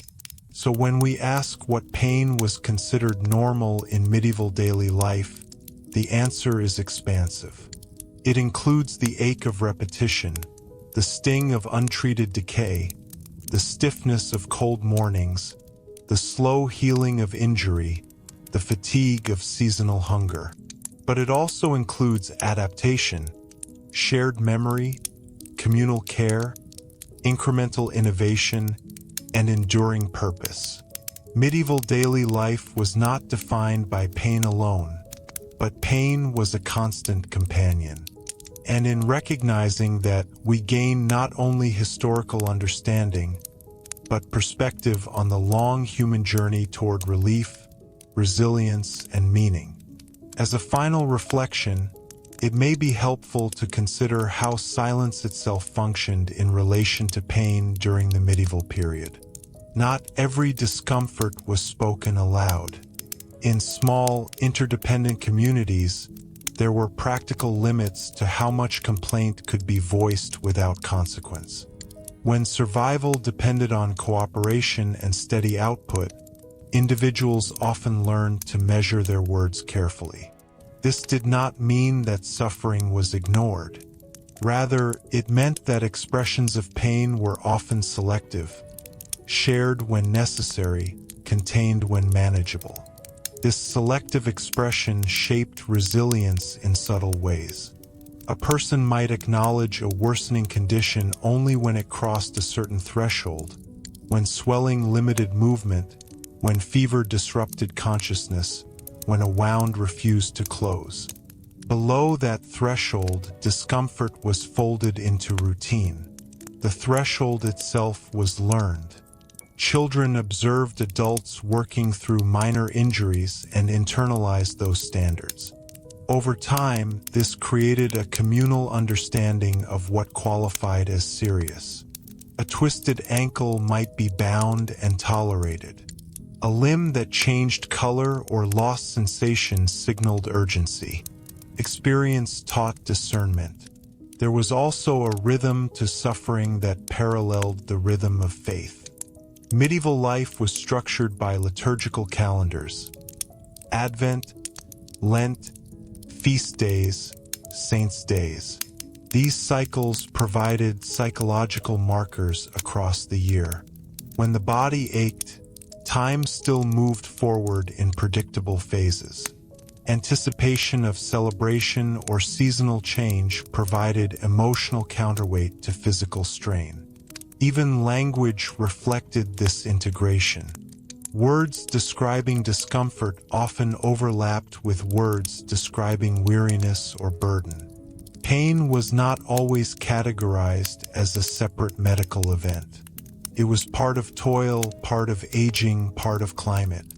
The vocabulary reveals normalization. And yet, we should not imagine a society numb to sensation. Medieval literature contains vivid depictions of injury and illness when circumstances demanded attention. Chronicles recount outbreaks with detail.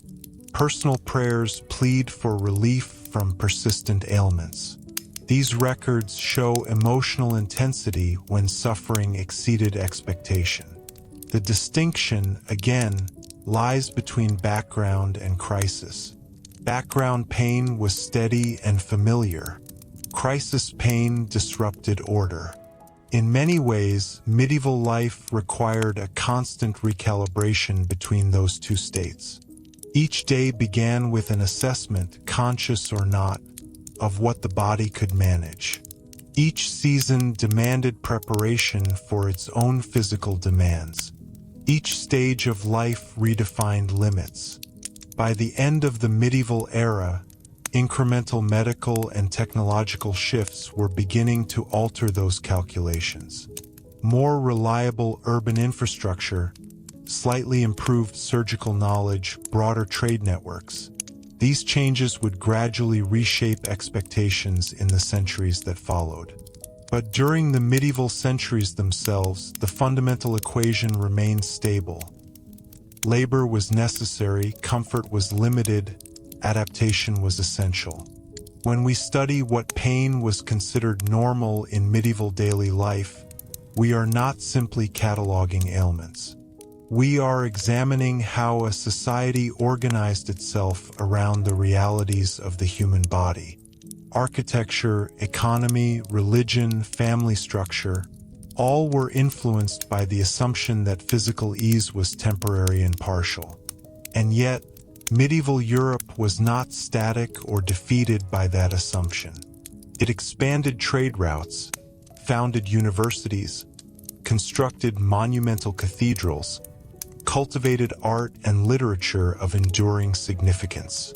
This tells us something essential. Human beings do not require constant comfort to create meaning. They require stability, cooperation, and the capacity to adapt within constraint. The medieval world offered all three, even if it could not offer reliable pain relief. So as we close this extensive exploration, we return to a simple, grounded conclusion. In medieval daily life, pain was ordinary, not in the sense of being trivial, but in the sense of being expected. It accompanied work, aging, childbirth, illness, and climate. It was measured, interpreted, and endured. And through that endurance, communities persisted. Thank you for taking this steady journey through the physical realities beneath medieval history's grand narratives. When we look beyond kings and battles to the ordinary human body, history becomes quieter, but also more intimate and perhaps more revealing. As we settle into one last layer of reflection, it's worth considering how medieval attitudes toward pain influenced their understanding of strength. Strength, in the medieval context, was not defined solely by physical power. It was measured by consistency. A strong person was someone who could continue plowing, continue weaving, continue tending livestock, continue caring for family, despite discomfort. Reliability mattered more than visible toughness. This expectation shaped reputation. A laborer known for steady work, even with a lingering limp, earned respect. A craftswoman who maintained quality output despite aching hands demonstrated competence. Strength was quiet and cumulative. At the same time, vulnerability was never entirely hidden. When illness or injury crossed a certain line, it became visible and communal. Neighbors stepped in. Religious communities prayed collectively. Guilds sometimes redistributed work. Pain that disrupted function activated social mechanisms. This balance between private endurance and public response was delicate. Too much silence could lead to worsening conditions. Too much complaint could strain limited resources. Medieval communities navigated this tension constantly. Another subtle factor was time perception. Modern life often emphasizes speed and immediate recovery. Medieval life moved more slowly. Healing unfolded over weeks and months without expectation of rapid intervention. This slower pace may have altered subjective experience. When recovery was understood as gradual, patience became part of treatment. Even the built environment reflected bodily awareness. Stone benches were placed in market squares. Church interiors provided moments of seated rest during long services. Tools were sized to average human proportions, refined through generations of use. Comfort was limited, but design did not ignore the body entirely. It is also important to consider how medieval people understood the boundary between pain and illness. Not every ache was labeled a disease. Some sensations were categorized simply as weariness or strain. Illness implied imbalance or invasion, something distinct from routine effort. This conceptual distinction helped people allocate attention and resources. Over time, this way of thinking influenced emerging medical theory. Observations about recurring patterns, seasonal joint pain, diet-related discomfort, wound healing stages accumulated slowly. While lacking laboratory science, medieval practitioners relied on careful watching. They learned which pains resolved on their own and which demanded intervention. And through it all, daily life continued to produce culture. Markets bustled despite sore feet.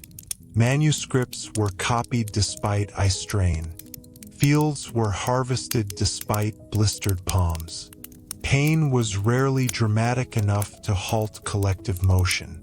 Perhaps that is the clearest conclusion we can draw. Medieval daily pain was persistent but rarely paralyzing at a societal level. It shaped posture and pace, but it did not prevent continuity.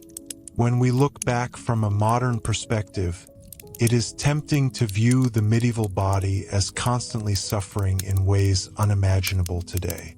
Yet the more accurate picture is one of calibration.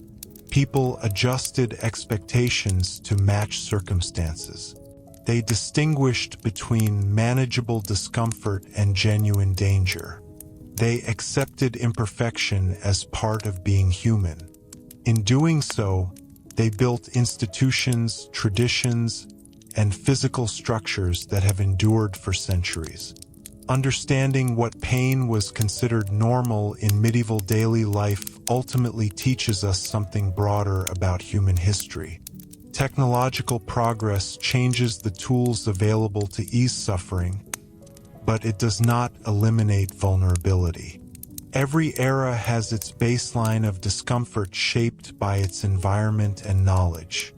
For medieval Europe, that baseline included muscle strain, dental decay, cold-induced stiffness, recurring infection, and the steady wear of aging without advanced intervention.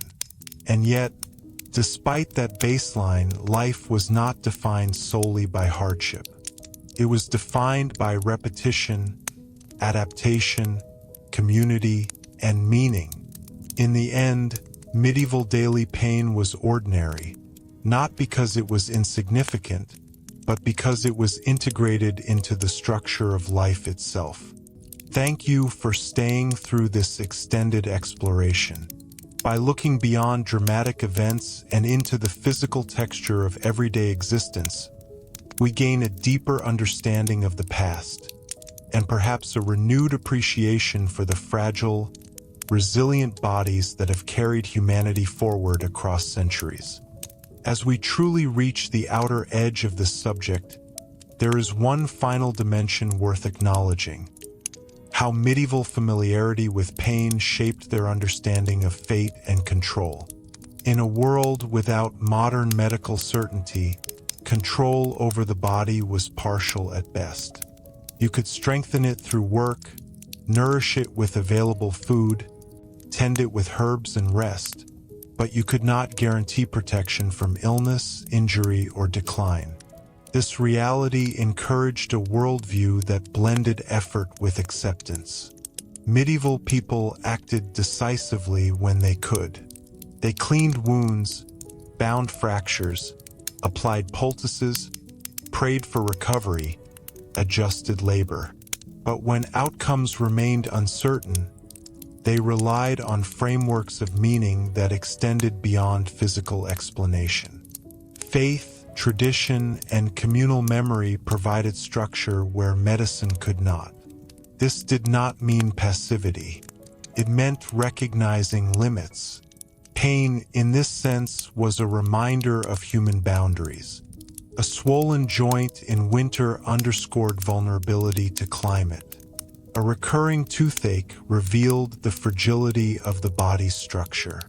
A fever exposed the thin line between health and crisis.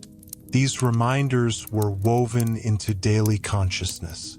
Yet paradoxically, this awareness may have strengthened appreciation for periods of comfort.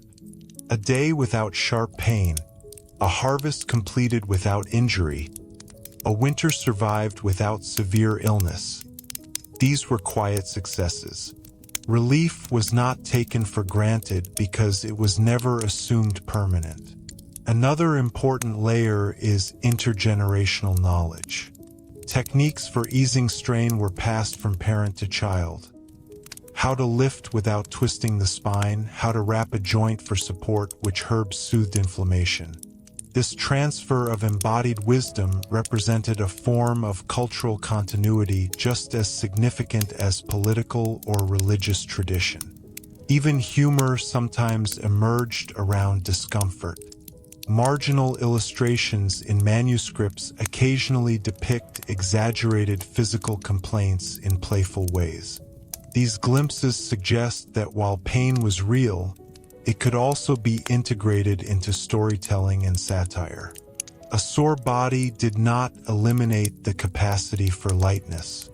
By the close of the medieval era, Europe stood on the threshold of transformations that would gradually redefine pain management. Scientific inquiry, anatomical study, eventually anesthesia and antisepsis. But those breakthroughs were still centuries away from fully reshaping daily life. For the medieval individual, the equation remained constant. Effort produced strain. Strain required adaptation. Adaptation allowed continuation. And that continuation is perhaps the most powerful theme of all.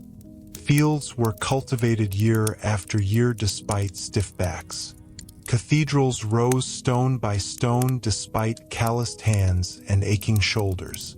Children grew into adults having watched endurance modeled consistently. Society did not wait for perfect comfort before advancing. It moved forward within limitation.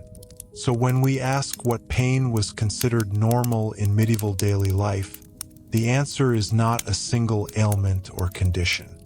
It is an environment of expectation, an understanding that bodies would hurt, sometimes mildly, sometimes sharply, that recovery would be slow, that aging would be visible and physical, that relief, when it came, was temporary.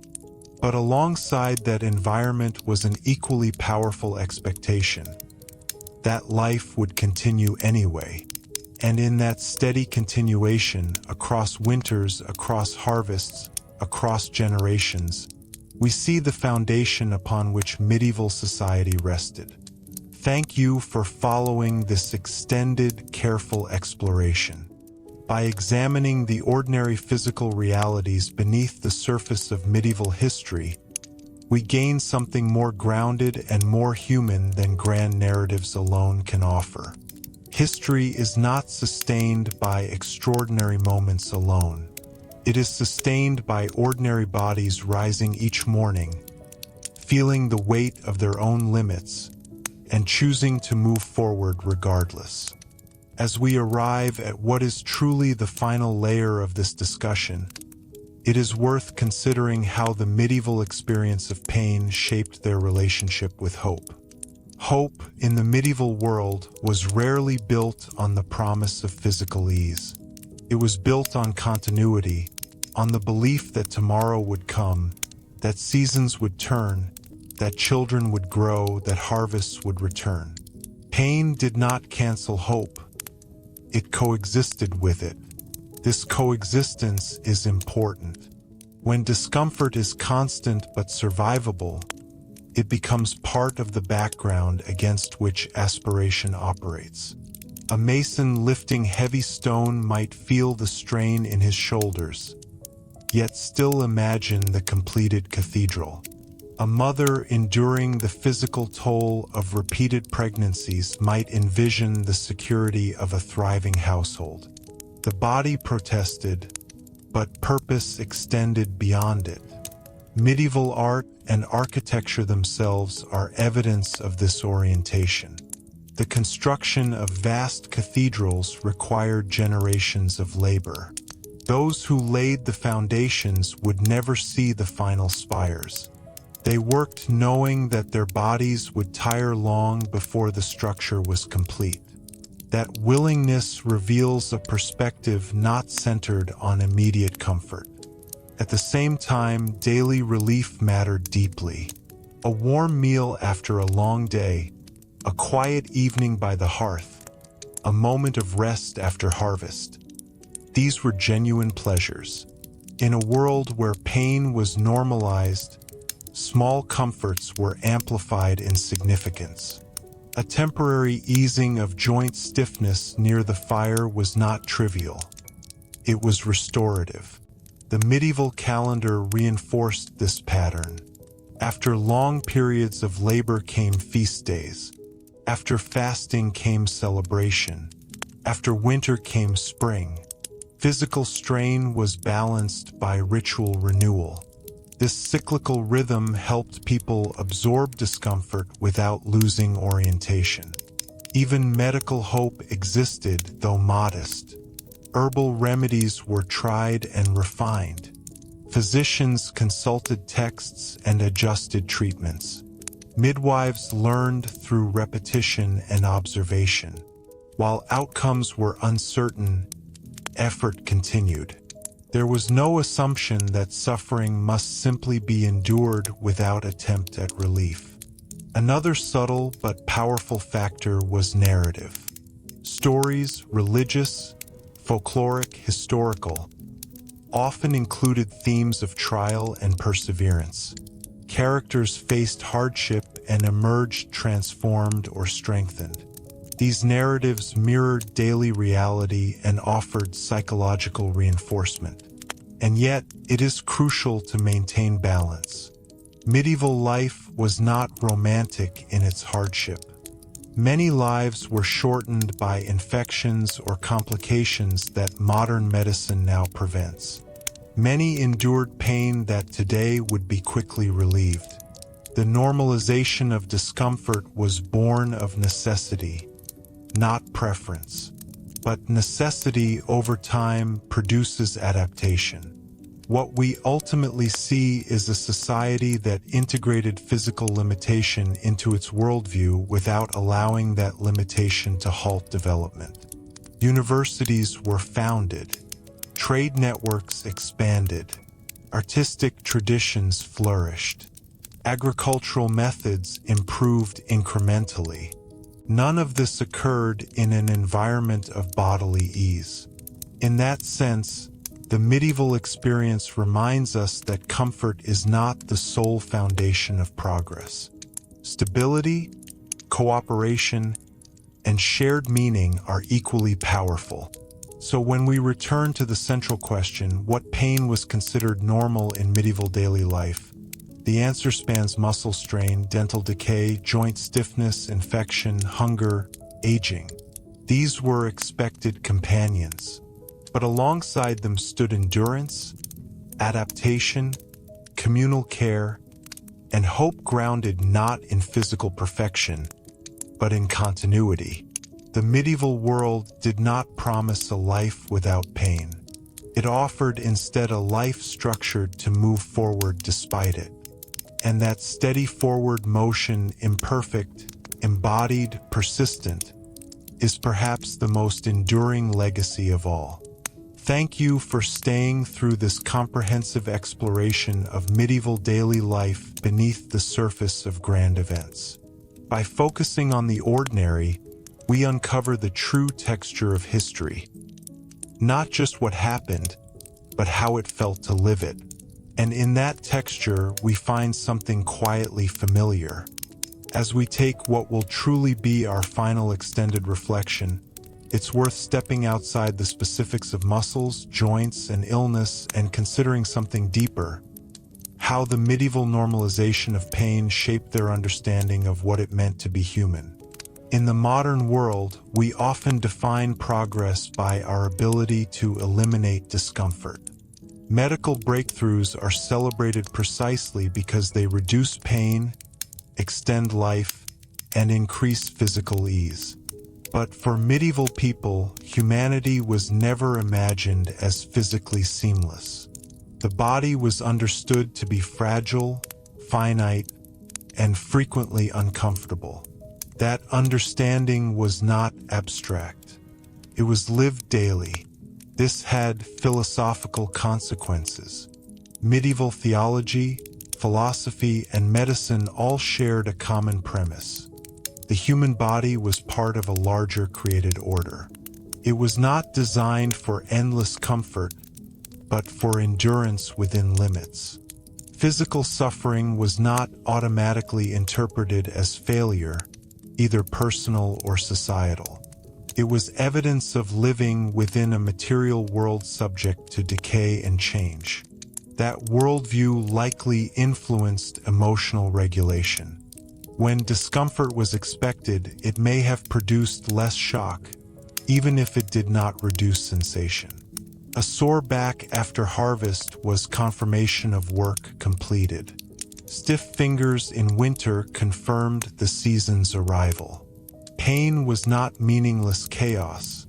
It was often contextualized within predictable cycles. This does not mean that medieval people felt pain less intensely. Biologically, the nervous system functions the same, but interpretation changes experience. A sensation framed as temporary and ordinary is processed differently from one framed as abnormal and threatening. Another important dimension was collective resilience. Because pain was common, strategies for managing it were widely shared. Knowledge was practical and intergenerational, which herbs soothed swelling, how tightly to bind a sprain, when to rest and when to continue. This knowledge was not centralized in hospitals alone. It lived in households and villages. Even architecture reflected this embodied understanding. Kitchens were built around central hearths not only for cooking but for warmth and relief from cold-induced stiffness. Benches and wooden chests doubled as seating and support. Cloaks and layered garments helped manage fluctuating temperatures that affected joints and muscles. In workshops, tools evolved subtly to reduce strain. Handles were shaped to fit hands more comfortably. Work surfaces were adjusted over time. None of this eliminated discomfort entirely, but it reveals awareness. Medieval people were not indifferent to the body. They simply lacked modern technologies to transform it radically. There is also evidence that humor and storytelling helped diffuse discomfort. Folk tales sometimes exaggerated bodily complaints for effect. Carvings in manuscript margins depict everyday struggles with physicality in playful ways.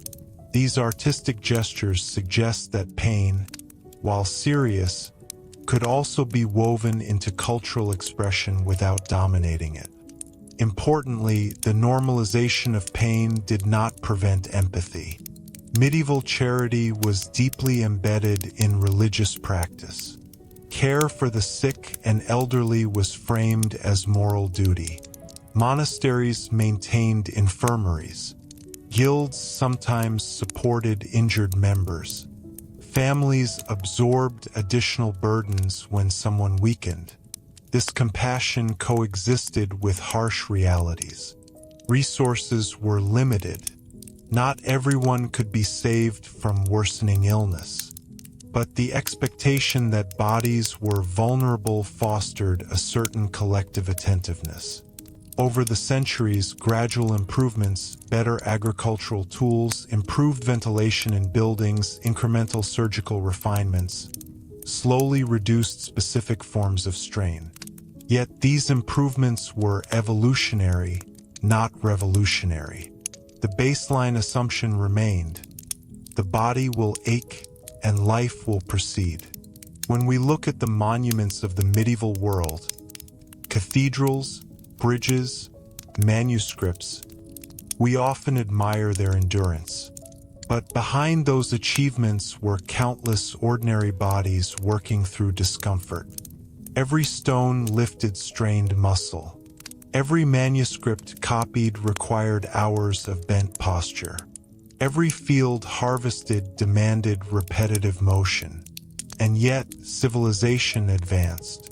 This tells us something profound. Comfort is not the sole engine of cultural growth. Persistence is.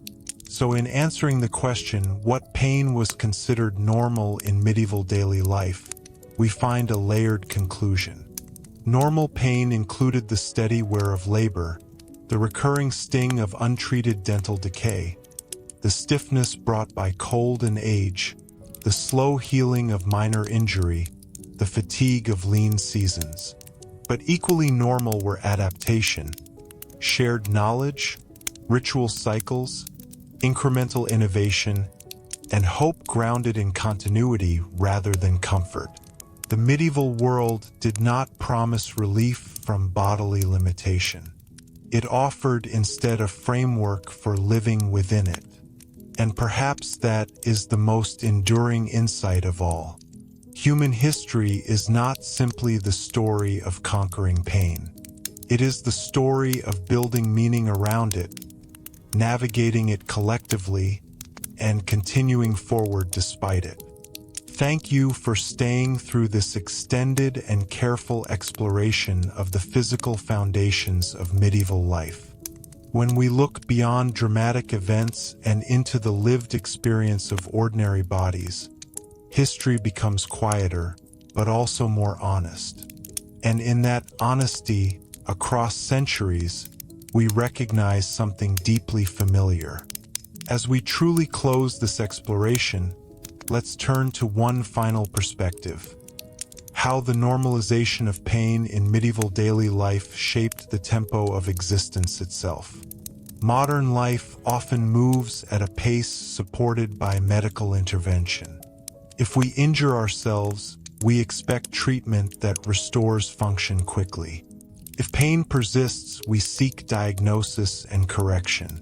This expectation accelerates productivity and reinforces the belief that the body should operate smoothly. Medieval life operated under a different tempo. Because healing was slow and uncertain, time itself adjusted. Recovery from injury could take months. A broken bone might mend imperfectly, altering movement permanently. A severe infection might weaken someone for an entire season. Communities absorbed these delays not because they were convenient, but because they were inevitable. This slower rhythm created a different relationship with limitation. When discomfort was ongoing, life was organized around what could be done rather than what could not. A person recovering from injury might shift to lighter tasks. A craftsperson with failing eyesight might supervise apprentices instead of executing detailed work. Function adapted to pain, rather than waiting for pain to disappear. In this sense, medieval society displayed structural flexibility at the local level. Families redistributed labor internally. Villages shared burdens during harvest. Guild systems sometimes provided modest support to injured members. These mechanisms were imperfect, but they reflected awareness that bodies were not consistently reliable. There is also the question of anticipation. Medieval people expected aging to be physically evident. Wrinkles, bent posture, missing teeth, reduced strength. These were visible markers of time. Because few medical interventions existed to conceal or reverse them, aging was integrated openly into social life. The elderly were not hidden. They were present reminders of endurance. Pain, then, was not merely a private sensation. It was part of the social landscape. Even climate reinforced this shared experience. Long winters intensified stiffness and cold-related discomfort. Spring planting demanded renewed physical effort before bodies had fully regained strength. Summer harvest required extended hours under the sun. Seasonal shifts were felt directly in muscle and bone. This close connection between body and environment meant that physical sensation mirrored the natural world. The body was not insulated from climate, but immersed in it. Rain-soaked clothing, wind-chilled joints, heat-drained strength. These experiences were routine, not exceptional. Yet despite constant negotiation with discomfort, medieval culture did not stagnate. Universities flourished in late medieval cities. Trade expanded across continents. Artistic styles evolved. Agricultural techniques improved incrementally. These developments occurred within bodies that were often tired and aching. That coexistence challenges modern assumptions. We sometimes equate comfort with progress. But medieval history demonstrates that societies can innovate and create even when physical ease is limited. Of course, this should not romanticize hardship. Many medieval people suffered in ways that would be easily prevented today. Dental infections that now require a short procedure could once linger for weeks. Minor wounds that now heal with antibiotics once threatened life. Childbirth that today is supported by surgical intervention once carried far greater risk. Recognizing these realities deepens appreciation for medical advancement. At the same time, it underscores the extraordinary persistence of those who lived without such support. So when we return to the central question, what pain was considered normal in medieval daily life? The answer remains steady. Normal pain included muscular strain from labor, recurring dental discomfort, joint stiffness intensified by cold, slow healing wounds, digestive upset from diet and water quality, and the visible toll of aging. But normal life also included adaptation, adjusting pace, sharing burden, applying herbal remedies, resting when possible, accepting imperfection, continuing anyway. In the end, medieval daily life was not defined by spectacular suffering. It was defined by managed discomfort woven into routine. Pain was neither celebrated nor constantly dramatized. It was acknowledged, interpreted, and folded into the broader rhythm of work, faith, family, and community. And through that rhythm, medieval society endured, season after season, generation after generation.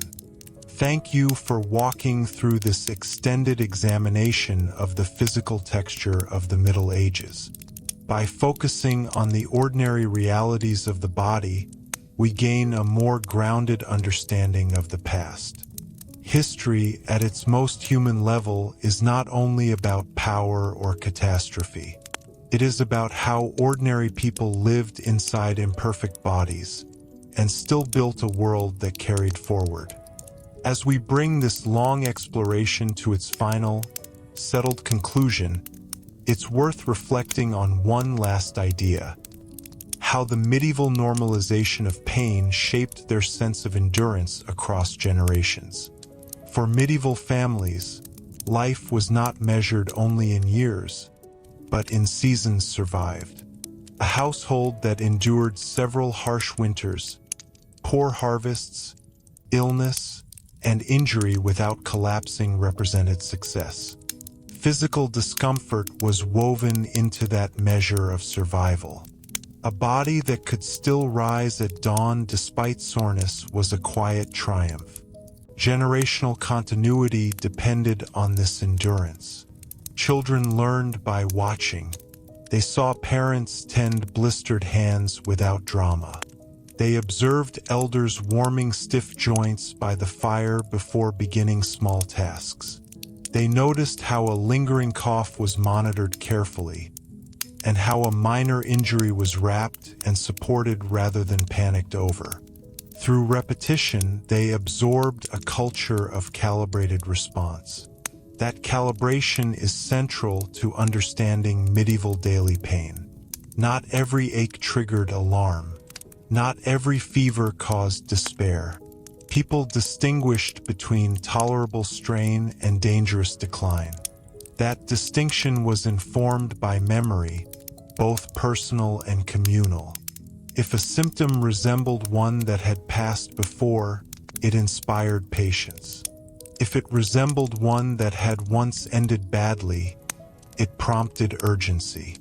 This learned judgment functioned as a kind of informal medical literacy.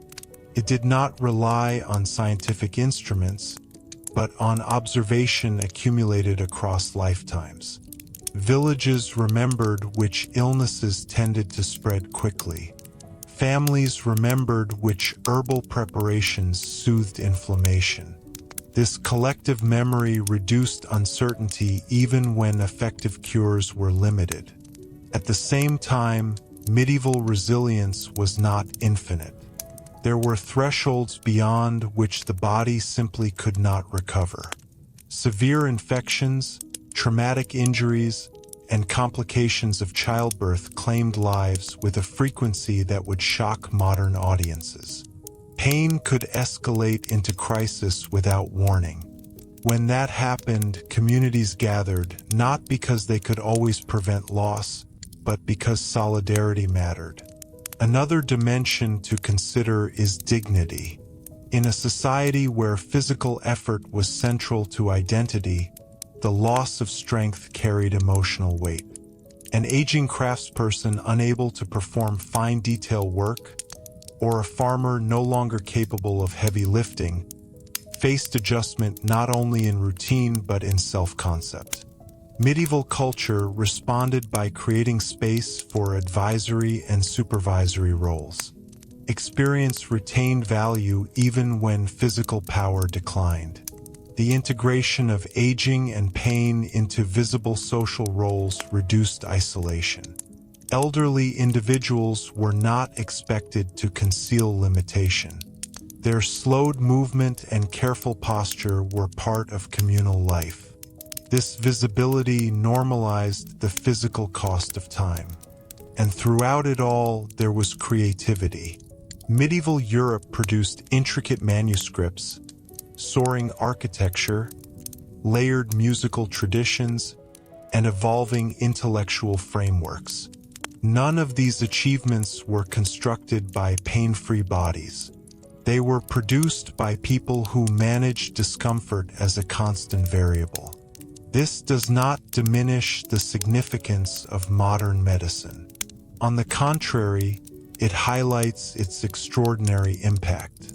The ability to prevent infection, repair fractures with precision, relieve inflammation reliably, and manage childbirth safely represents a dramatic shift in human experience. But before those advancements, human societies still functioned. They adapted expectations to circumstances. They built systems around bodily limitation rather than attempting to eliminate it entirely. So, when we ask one final time what pain was considered normal in medieval daily life, the answer is expansive but consistent. It included chronic muscle soreness from repetitive labor, dental pain without consistent intervention, joint stiffness aggravated by cold and damp conditions, slow-healing wounds, periodic hunger-related weakness, the gradual physical narrowing of aging. These were not exceptional states. They were background conditions. Yet alongside them stood equally normal responses: shared labor, herbal care, seasonal pacing, ritual renewal, incremental tool refinement, and an enduring sense of purpose. In that balance between discomfort and determination, we see the foundation of medieval daily existence. Thank you for staying through this comprehensive and carefully layered examination. By focusing on the physical realities beneath medieval history's grand narratives, we uncover something deeply human. History is not sustained by comfort alone. It is sustained by ordinary bodies rising each morning, feeling the weight of effort and time, and continuing forward, together. As we arrive at the final stretch of this long reflection, let's consider one more subtle but important question. How did living with normalized pain influence medieval people's sense of future? When your body regularly reminds you of its limits, your relationship with time changes. Medieval men and women did not assume that their physical condition would steadily improve. In many cases, they expected gradual decline with age and periodic setbacks from illness or injury. This expectation did not eliminate ambition, but it shaped it. Plans were often grounded in practicality rather than physical reinvention. A farmer did not imagine reaching old age without stiffness. A mason did not expect decades of lifting stone without consequence. Instead, life planning accounted for wear. Apprenticeships prepared younger generations early, ensuring continuity before the elder generation's strength faded.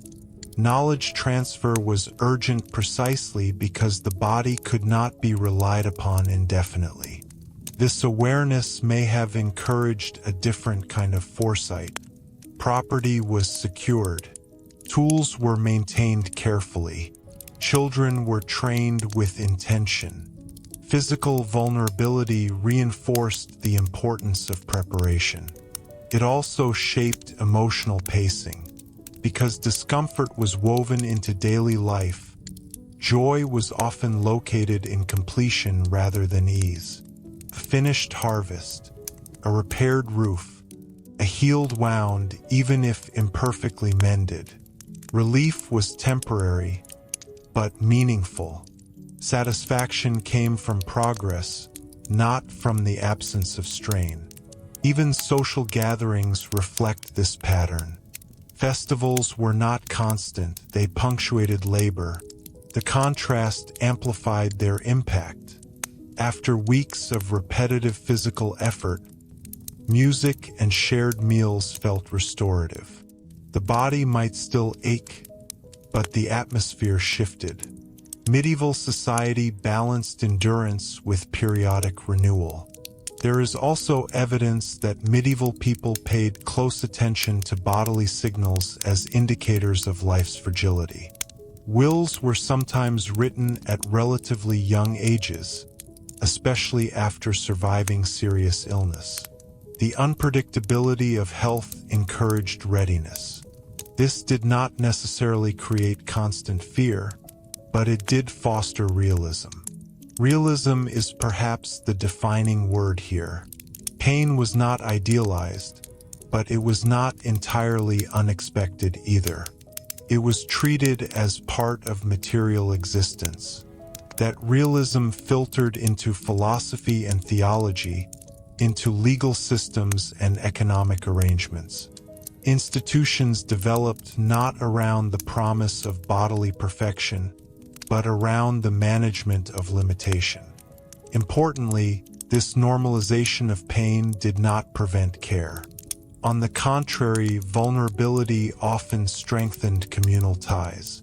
When one member weakened, others compensated. The shared understanding that everyone would eventually face similar strain encouraged reciprocity. Over centuries, small improvements slowly altered the baseline. Better plow designs reduced certain strains. Chimneys reduced smoke inhalation. Incremental surgical refinements improved survival in specific cases. These were not sweeping revolutions, but they mattered. Each improvement slightly reduced the intensity of everyday discomfort. Still, for most of the medieval period, life unfolded within bodies that were frequently sore, occasionally injured, sometimes ill, and gradually aging without reliable intervention. And yet, from those bodies emerged literature, law codes, cathedrals, universities, and trade networks that shaped the modern world. That is perhaps the most grounding perspective of all.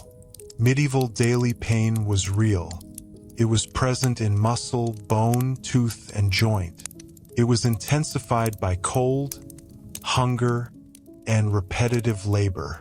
It was limited by herbal remedies and communal care rather than pharmaceutical precision. But it did not halt human aspiration. So when we close this exploration of what pain was considered normal in medieval daily life, we can summarize it simply. Normal pain was the ache of work done by hand.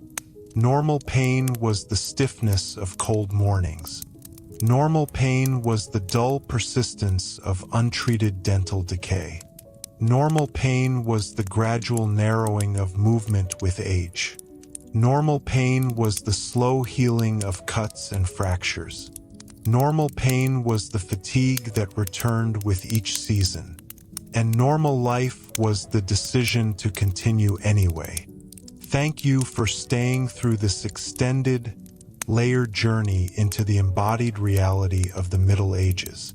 When we examine history not only through events but through sensation, through the lived experience of ordinary bodies, we come closer to understanding the true texture of the past.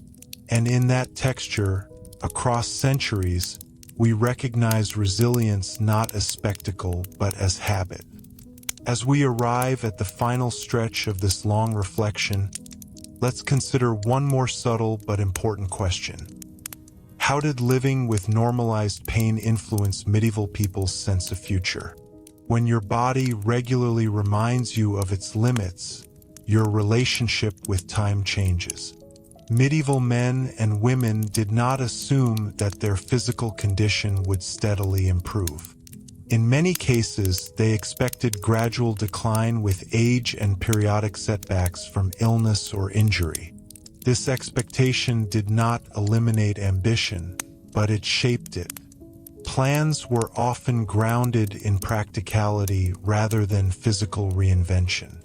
A farmer did not imagine reaching old age without stiffness. A mason did not expect decades of lifting stone without consequence. Instead, life planning accounted for wear. Apprenticeships prepared younger generations early, ensuring continuity before the elder generation's strength faded. Knowledge transfer was urgent precisely because the body could not be relied upon indefinitely. This awareness may have encouraged a different kind of foresight. Property was secured. Tools were maintained carefully. Children were trained with intention. Physical vulnerability reinforced the importance of preparation. It also shaped emotional pacing. Because discomfort was woven into daily life, joy was often located in completion rather than ease. A finished harvest, a repaired roof, a healed wound, even if imperfectly mended. Relief was temporary, but meaningful. Satisfaction came from progress, not from the absence of strain. Even social gatherings reflect this pattern. Festivals were not constant, they punctuated labor. The contrast amplified their impact. After weeks of repetitive physical effort, music and shared meals felt restorative. The body might still ache, but the atmosphere shifted. Medieval society balanced endurance with periodic renewal. There is also evidence that medieval people paid close attention to bodily signals as indicators of life's fragility. Wills were sometimes written at relatively young ages, especially after surviving serious illness. The unpredictability of health encouraged readiness.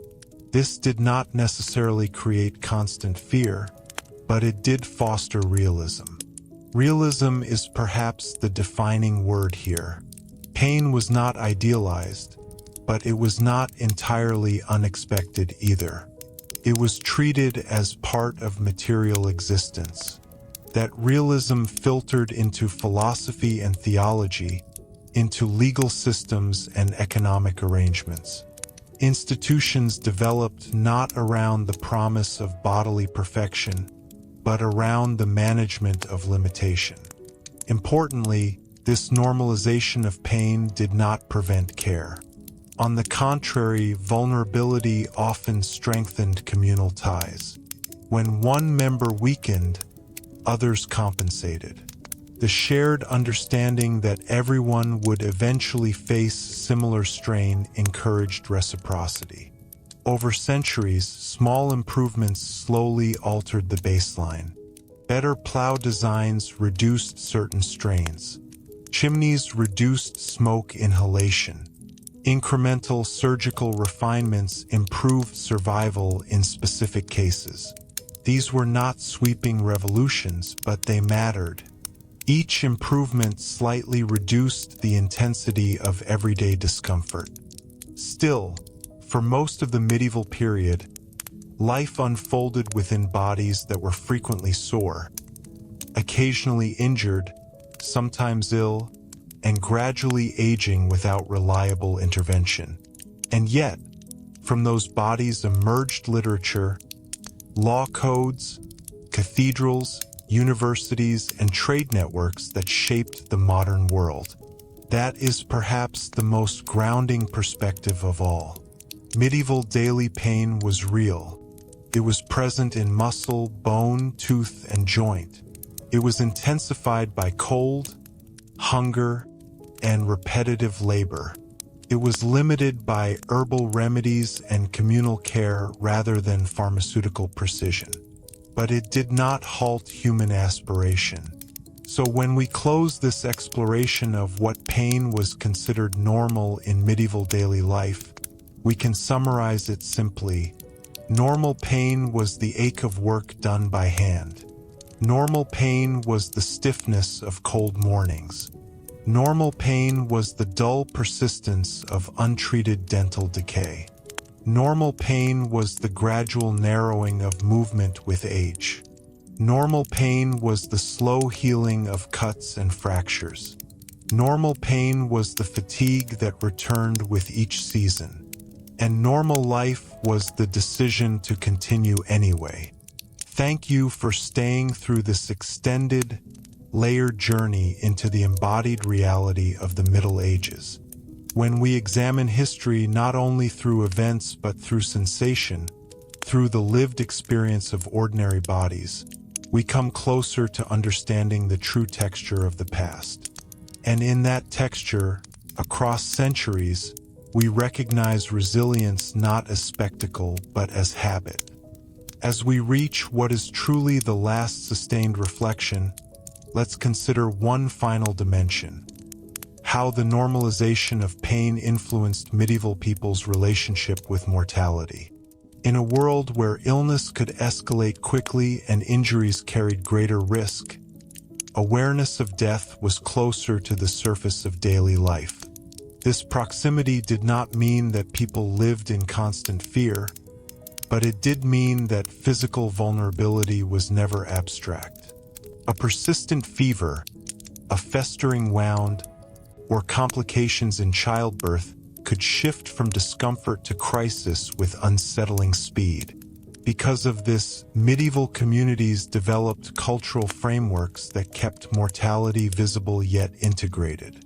Religious rituals, burial practices, and memorial traditions acknowledged fragility openly. The body was seen as temporary, subject to decay.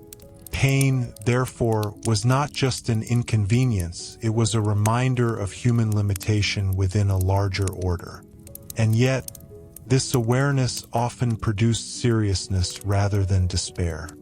If life was finite and the body unreliable, then each completed task, each successful season, each recovery from illness carried weight. There was gravity to survival. This gravity shaped responsibility. Parents trained children early, not simply for economic productivity but for continuity. Craftsmen passed on techniques before age reduced precision. Written records, legal, religious, practical, were preserved carefully. Knowledge was safeguarded against the unpredictability of bodily decline. Pain also influenced the medieval sense of justice and mercy. Because suffering was widely experienced, compassion had practical roots. Charity toward the sick and injured was framed not only as moral duty but as recognition of shared vulnerability. The person weakened today might have been the helper yesterday, and might be again tomorrow. In this way, bodily discomfort reinforced social interdependence. There is also something profoundly human in how medieval people balanced endurance with acceptance. They did not possess modern tools to eliminate most pain, but they did not abandon effort either. They tried what remedies they knew. They adjusted their pace. They prayed, they consulted healers, they modified tasks. But they also accepted that not every condition would improve. This balance between effort and acceptance may be the most defining feature of medieval daily life. It produced a realism that shaped worldview, architecture, labor patterns, family roles, and spiritual thought. Even as Europe moved slowly toward the Renaissance, with growing curiosity about anatomy and more formalized medical education, the average person's experience remained grounded in this embodied realism. Muscle strain still marked the harvest. Dental pain still demanded extraction rather than restoration. Cold winters still stiffened joints. Aging still narrowed strength without surgical correction. And yet, life was not defined by constant misery. There were celebrations, markets, songs, craftsmanship, scholarship, and storytelling. Human beings continued to create beauty within constraint. So when we answer the question, what pain was considered normal in medieval daily life, we return to the same steady conclusion. Normal pain was the dull ache of labor repeated year after year. Normal pain was the soreness of hands hardened by tools. Normal pain was the tooth that throbbed until removed. Normal pain was the stiffness of cold mornings. Normal pain was the slow healing of minor wounds. Normal pain was the gradual tightening of joints with age. But normal life was also persistence. Normal life was adaptation. Normal life was cooperation. Normal life was hope grounded in continuity rather than comfort. And through that continuity, medieval society endured, evolved, and laid foundations for the world that followed. Thank you for staying with this extended and layered examination of the embodied realities beneath medieval history's grand narrative. By looking closely at the physical texture of daily life, we uncover a quieter but deeply revealing truth. History is carried not only by ideas and events, but by ordinary human bodies, imperfect, resilient, and always moving forward within their limits. As we take what will be the final, settled reflection in this long exploration, let's consider how medieval familiarity with pain shaped their understanding of normalcy itself. Normal, in any era, is defined not by comfort but by repetition. What happens often becomes expected. In medieval Europe, bodily discomfort happened often. The ache of labor at dusk, the stiffness of joints in winter, the slow pulse of a decaying tooth, the soreness that lingered after carrying water or cutting timber. These sensations were repeated so frequently that they became woven into the definition of ordinary life. That repetition shaped emotional response. When discomfort is expected, it does not necessarily produce constant alarm. Produces adjustment. Medieval people adjusted posture, adjusted pace, adjusted workload. They anticipated strain the way they anticipated weather. It was part of the landscape. This does not mean they were indifferent to relief. On the contrary, relief was valued precisely because it stood out against that background. A night of uninterrupted sleep, a wound that closed cleanly, a mild winter, a season without serious illness. These were meaningful improvements, even if temporary. Another layer to consider is physical literacy. Medieval men and women were highly attuned to their bodies, not in scientific terminology, but in lived awareness. They recognized patterns, how damp air aggravated stiffness, how certain foods worsened discomfort, how exhaustion made minor aches sharper. Without formal diagnostics, attention itself became a tool. Over generations, this attentiveness accumulated into cultural memory. Families passed down advice: how to bind a sprain, how to warm aching limbs, how to prepare herbs for swelling. Villages remembered which symptoms preceded more serious illness. Knowledge spread slowly, but it spread. Pain also influenced spatial design. Living spaces were arranged around central warmth.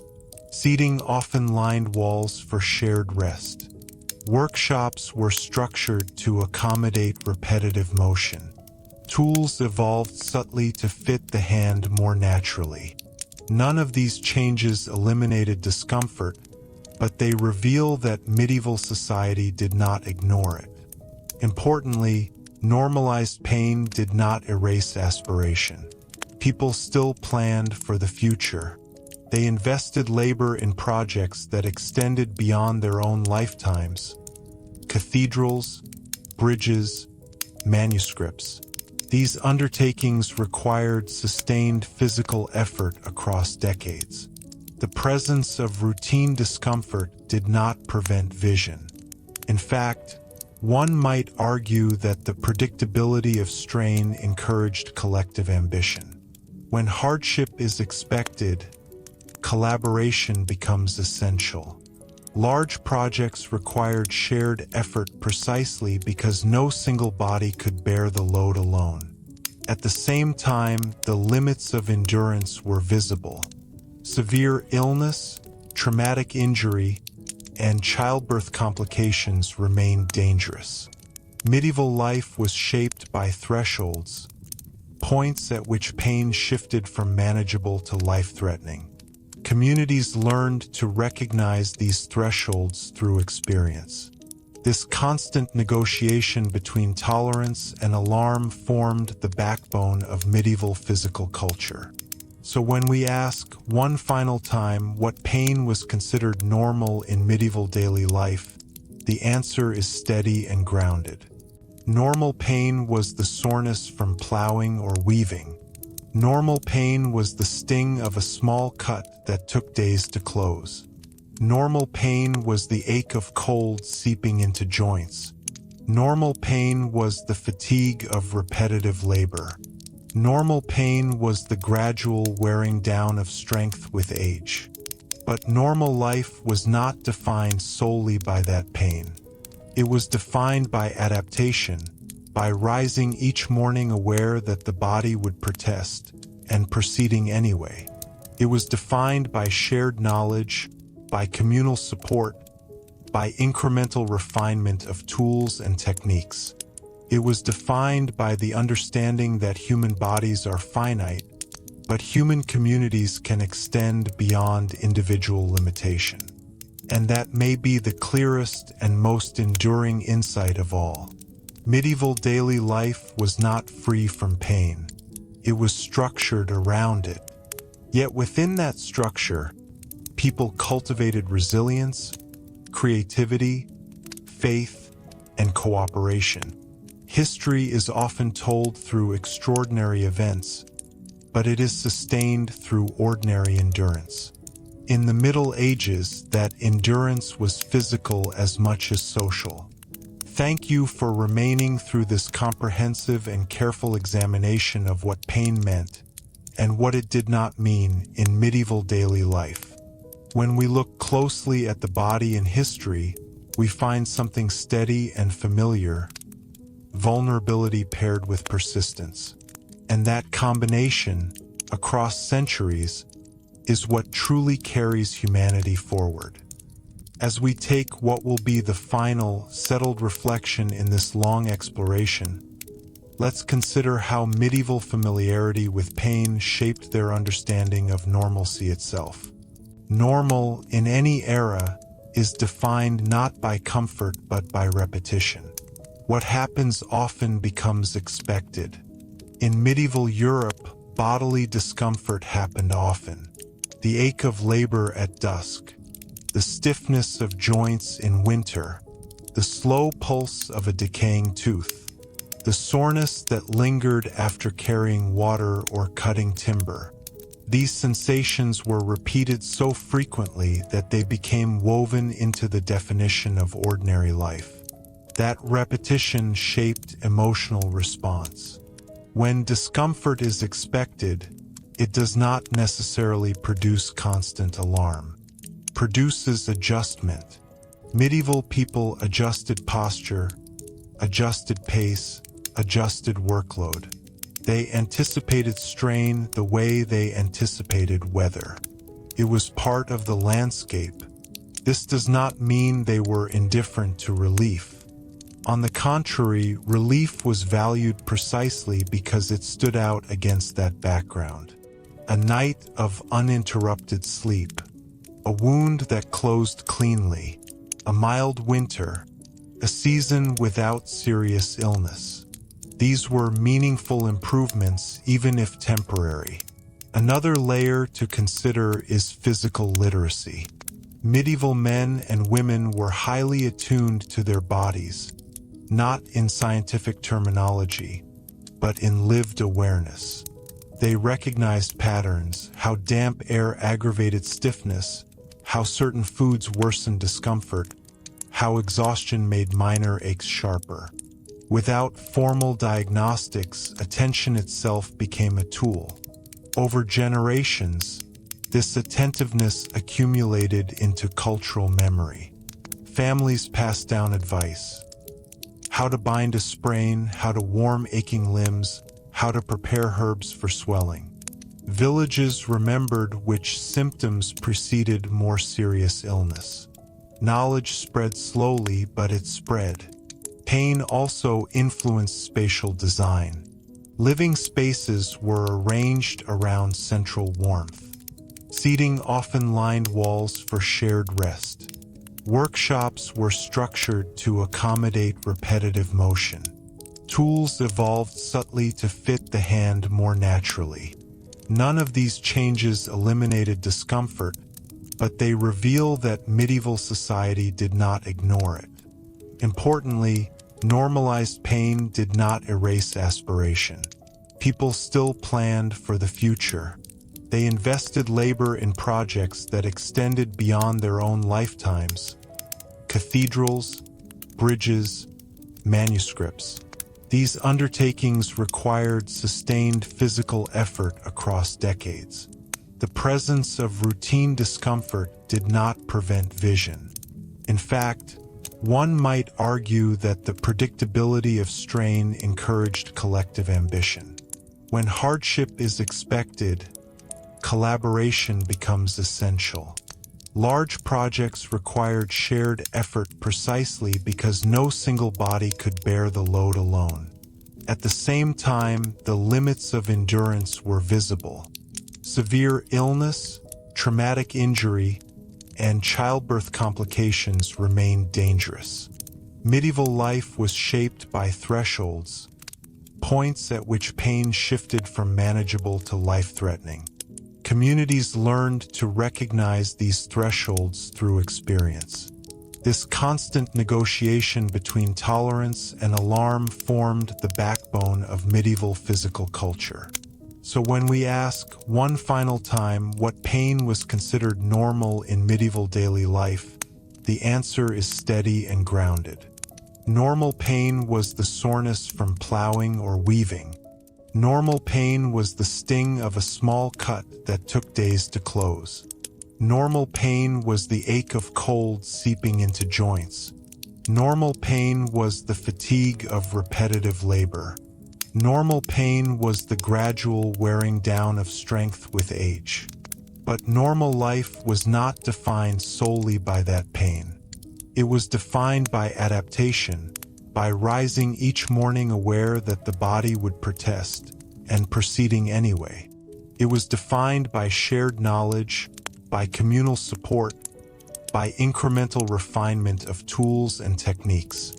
It was defined by the understanding that human bodies are finite, but human communities can extend beyond individual limitation. And that may be the clearest and most enduring insight of all. Medieval daily life was not free from pain. It was structured around it. Yet within that structure, people cultivated resilience, creativity, faith, and cooperation. History is often told through extraordinary events, but it is sustained through ordinary endurance.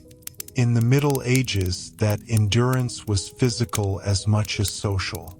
Thank you for remaining through this comprehensive and careful examination of what pain meant and what it did not mean in medieval daily life. When we look closely at the body in history, we find something steady and familiar: vulnerability paired with persistence. And that combination, across centuries, is what truly carries humanity forward. As we offer one final, closing meditation on this subject, let us consider how medieval familiarity with pain shaped their sense of identity within nature itself. Unlike modern societies, which are often insulated from climate, terrain, and seasonal shifts, medieval communities lived in direct contact with the natural world. The body felt the environment intimately. Damp earth stiffened joints. Prolonged rain soaked clothing and chilled muscle. Summer heat drained strength from laboring limbs. The boundary between human and environment was thin. Because of this closeness, discomfort was not always interpreted as something separate from life. It was part of living within a landscape. A cold winter did not merely inconvenience. It pressed into bone. A long harvest season did not simply demand time. It demanded muscle and tendon. Pain, in many cases, was a sign of participation in the natural cycle. This immersion fostered a practical realism. Medieval people understood that no season remained permanent. The cold that intensified joint pain would give way to warmth. The exhaustion of harvest would give way to winter rest, even if that rest came with its own hardships. Physical discomfort followed predictable arcs, and those arcs were tied to the earth. In that rhythm, endurance became seasonal rather than endless.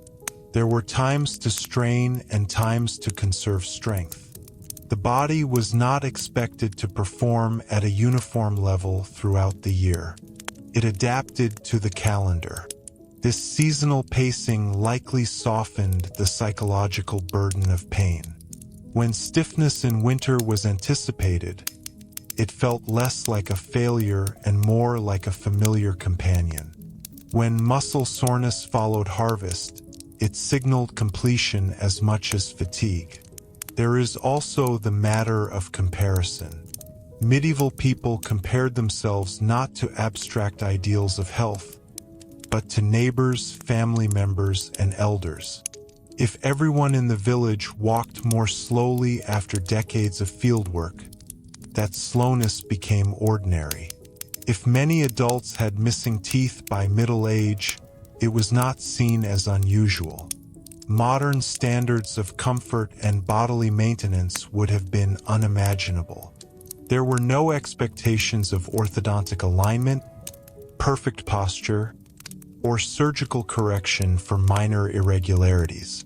The body was functional first. A body that could work, walk, and contribute was considered sound, even if it carried visible wear. And still, within those limits, care existed. Warm compresses were prepared. Herbal mixtures were brewed. Rest was taken when absolutely necessary. Medieval communities did not worship pain. They managed it. As the centuries progressed and Europe slowly moved toward intellectual transformations that would eventually reshape medicine, the medieval baseline remained remarkably consistent for most people. Labor was physical. Healing was gradual. Aging was visible. Relief was partial. Yet society endured. So when we close this extended exploration of what pain was considered normal in medieval daily life, the conclusion remains grounded and measured. Normal pain was embedded in work, climate, and age. Normal pain was the cost of participation in family and economy. Normal pain was familiar enough to be expected, but not so trivial as to be ignored. And normal life was the steady continuation of purpose despite that pain. In examining these realities, we gain more than historical knowledge. We gain perspective. We see how much of modern comfort rests on recent innovation. We recognize the resilience of those who built lasting institutions without the relief we now assume. Medieval daily life was not painless, but it was not devoid of meaning, beauty, or progress either. It was human. Thank you for staying through this comprehensive and layered journey into the embodied texture of the Middle Ages. By understanding how ordinary people lived inside their bodies, we come closer to understanding history not as distant spectacle, but as lived experience. And in that lived experience, across centuries, we find continuity, imperfect, persistent, and profoundly familiar. As we close this exploration for the very last time, let's draw everything together by looking at the quiet relationship between pain and normalcy in the medieval mind. In the Middle Ages, the human body was understood as something that worked hard and wore down.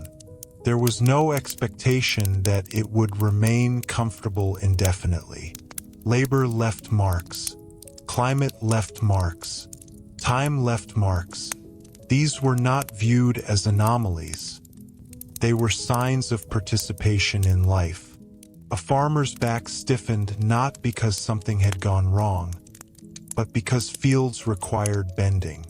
A blacksmith's hands ached not because his body had failed, but because iron demanded force.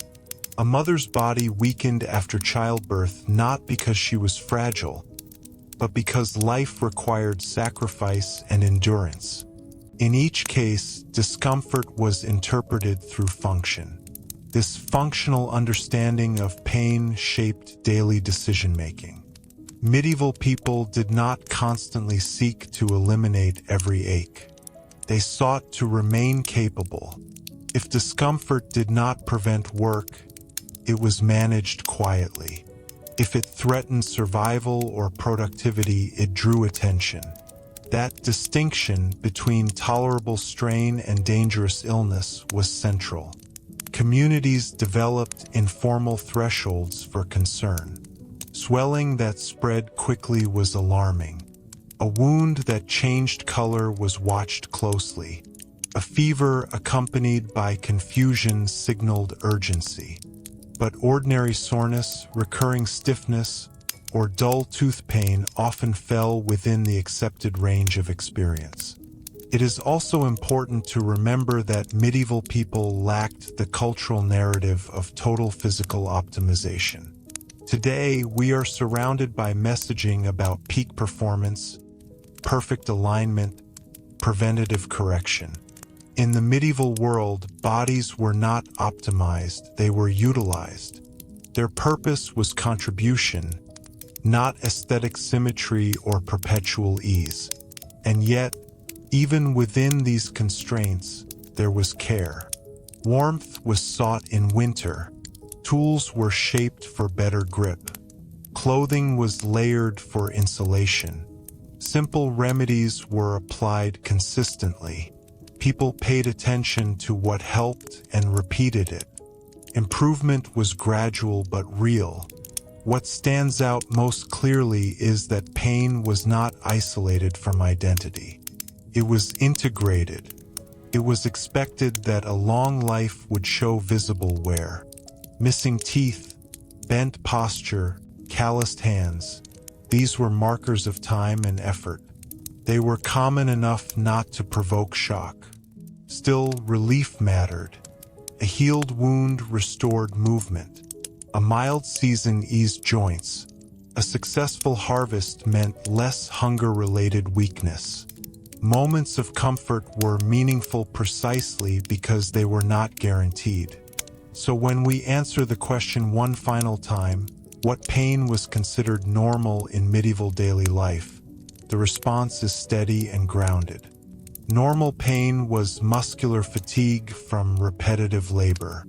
Normal pain was dental discomfort without restoration. Normal pain was joint stiffness in damp and cold conditions. Normal pain was the slow healing of minor injury. Normal pain was the gradual loss of strength with age. And normal life was continuing anyway. That continuation built villages, cathedrals, guild systems, universities, trade routes, and cultural traditions that still shape the modern world. Medieval society did not eliminate pain. It organized itself around it. And perhaps that is the most honest conclusion of all. Thank you for staying through this extensive and careful exploration of the embodied reality of the Middle Ages. By focusing not on spectacle but on sensation, we gain a deeper, steadier understanding of history. In the end, the medieval world was carried forward by ordinary people living inside imperfect bodies, adapting, enduring, and building a future they themselves might never fully see. And that quiet persistence is the truest form of resilience history can offer. As we offer one last, quiet closing reflection, it may help to think about how medieval people understood balance. Life in the Middle Ages was rarely about eliminating hardship. It was about balancing it. Balancing effort with rest when possible. Balancing strain with shared labor. Balancing discomfort with ritual, with community, with moments of warmth and nourishment. Pain, in that sense, was one element within a broader equilibrium. It did not dominate every hour, but it returned frequently enough to shape expectations. A body that had labored through spring planting would ache differently than one entering winter. A person recovering from illness would pace themselves differently in the following months. The rhythm of physical strain was acknowledged and absorbed into planning. This balancing act was visible even in architecture. Homes clustered around hearths for warmth. Workshops were arranged to maximize light and reduce eye strain. Market days punctuated the week, breaking repetitive patterns of labor.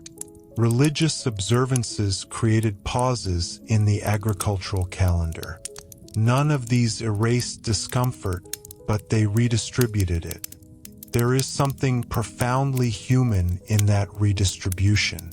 Medieval communities recognized, whether consciously or not, that no single body could carry every burden indefinitely. Tasks rotated. Families adjusted roles as members aged. Apprentices gradually assumed heavier responsibilities. Pain, especially chronic strain, signaled when rebalancing was needed. At the same time, pride in endurance remained strong. To fulfill one's role despite soreness was honorable. To provide despite fatigue reinforced identity. This pride did not romanticize suffering. It acknowledged effort. The body, therefore, became both tool and teacher. It signaled limits. It demanded attention. It required care. It shaped social structures without being fully understood in anatomical terms. And yet, medieval society was not frozen by its limitations. Agricultural innovations slowly increased efficiency. Trade networks expanded access to goods and medicinal ingredients. Medical theory evolved, even if gradually. The baseline of normal pain shifted slightly over centuries, though it remained far from modern standards. What remained constant was the expectation that life would involve physical effort. Comfort was welcome but not guaranteed. Healing was hoped for, but not immediate. Aging was visible and accepted. In closing, we can say with clarity that what was considered normal pain in medieval daily life was neither constant agony nor trivial discomfort. It was steady, recurring, and woven into ordinary tasks. Normal pain was the ache of repetitive motion. Normal pain was the sting of untreated dental decay. Normal pain was stiffness intensified by cold and damp. Normal pain was fatigue after long days in field or workshop. Normal pain was the slow wearing down of strength across decades. But equally normal were resilience, adaptation, shared responsibility, and meaning. Medieval daily life was shaped by bodies that were often sore, sometimes injured, occasionally ill, and always finite. Yet those bodies built enduring institutions, cultivated knowledge, composed music, raised families, and constructed architecture that still stands today. And perhaps that is the most balanced perspective of all. Pain was present. Endurance was practiced. Life continued. Thank you for staying through this extensive and thoughtful exploration of what pain meant in medieval daily life. By focusing on the quiet, physical realities beneath grand historical events, we gain a deeper appreciation for the ordinary endurance that sustains every era.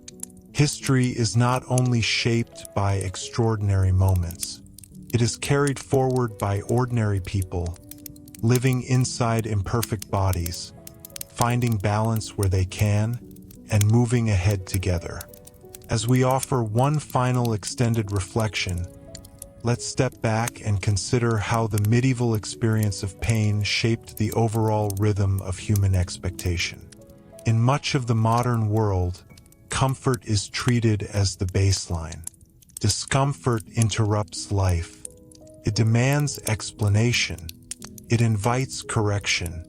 In the medieval world, the baseline was different. Comfort was welcome, but it was not assumed to be permanent. Discomfort did not automatically signal crisis. It often signaled effort, season, age, or simple existence within a demanding environment. That distinction shaped daily psychology.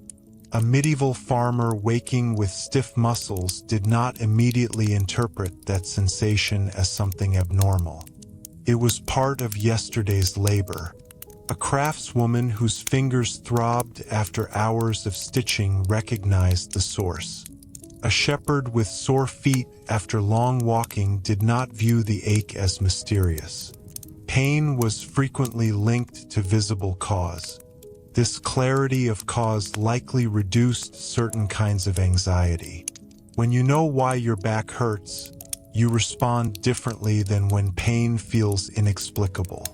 Medieval life, grounded in physical labor, provided that clarity often enough to make discomfort predictable. But predictability did not eliminate hardship. There were still moments when pain arrived without obvious cause. Sudden illness, internal infection, or severe injury introduced uncertainty. Those were the moments that troubled communities most deeply. It was not ordinary soreness that frightened medieval people. It was unpredictable escalation. That is why thresholds mattered so much. Villages developed practical criteria: how long a fever lasted, how a wound changed color, whether swelling spread. Observation was their diagnostic tool. Generations accumulated pattern recognition. Another element worth acknowledging is bodily adaptation. From childhood, medieval individuals were exposed to physical strain. Muscles strengthened under consistent demand. Skin thickened with callus. Joints adapted to repetitive motion. While this did not prevent long-term wear, it did mean that the body was conditioned early for labor-intensive life. Still, conditioning has limits. Archaeological remains show signs of spinal compression, joint degeneration, and healed fractures. Endurance did not equal immunity. It simply allowed continuation within certain bounds. Climate remained a constant force multiplier. Dampness aggravated joints. Cold slowed circulation. Heat intensified dehydration and fatigue. Because there was little insulation between the body and environment, whether translated directly into sensation. Pain was seasonal in character as much as occupational. Importantly, medieval people did not lack awareness of relief as an ideal. They sought warmth in winter. They valued rest when harvest ended. They turned to herbal remedies consistently. They applied poultices, bathed when possible, used alcohol or plant-based sedatives in medical contexts. They wanted relief, they simply did not possess reliable systems to guarantee it. That gap between desire and capacity shaped humility. The body was not fully controllable. Healing could not be commanded. Aging could not be reversed. Acceptance became part of wisdom, and yet, that acceptance coexisted with ambition. Cathedrals rose skyward over generations. Trade networks connected distant regions. Universities formalized scholarship. Manuscripts were copied with precision. Medieval Europe did not stagnate under the weight of discomfort. This coexistence challenges a modern assumption that progress requires physical ease. Medieval history suggests that progress requires organization, shared purpose, and continuity, even when bodies are imperfect. So when we summarize one last time what pain was considered normal in medieval daily life, we arrive at a steady conclusion. Normal pain was muscular soreness from labor. Normal pain was dental decay managed through extraction. Normal pain was joint stiffness worsened by cold and damp. Normal pain was slow healing cuts and bruises. Normal pain was fatigue from seasonal hunger or heavy workload. Normal pain was the gradual erosion of strength through aging. These were not rare experiences. They were integrated into daily expectation. But normal life was not defined solely by suffering. It was defined by persistence, adaptation, shared labor, ritual rhythm, and gradual improvement. Medieval people did not live in constant agony, but they did live in constant negotiation with their bodies. And through that negotiation, they sustained families, communities, and institutions that shaped the course of history. Thank you for staying through this extended and carefully paced exploration. By focusing on the physical texture of medieval daily life, we uncover something deeply grounding. History is carried not only by ideas and events, but by ordinary bodies that ache, adapt, and continue. And across centuries, that quiet continuation is what endures. As we enter what will truly be the final extended reflection of this documentary, let's consider one last, quiet dimension: how medieval daily pain shaped memory itself. When discomfort is routine, it becomes part of how life is remembered. A harvest is recalled not only as a time of abundance, but as a season of aching shoulders and blistered palms. A harsh winter is remembered not just for snow and scarcity, but for stiff joints and numb fingers. A long apprenticeship is remembered not only for skill gained, but for tired eyes and cramped hands. Pain in this way marked time. It divided life into physical chapters. The years before a serious injury, the seasons after a difficult childbirth, the winter when a joint first began to ache persistently. These embodied memories shaped identity. They reminded medieval people that their lives unfolded not just through events, but through sensation. That sensory awareness grounded them in reality. Without medical technologies to abstract illness into charts and scans, pain was immediate and personal. Could not be outsourced to machinery. It had to be interpreted, endured, and integrated.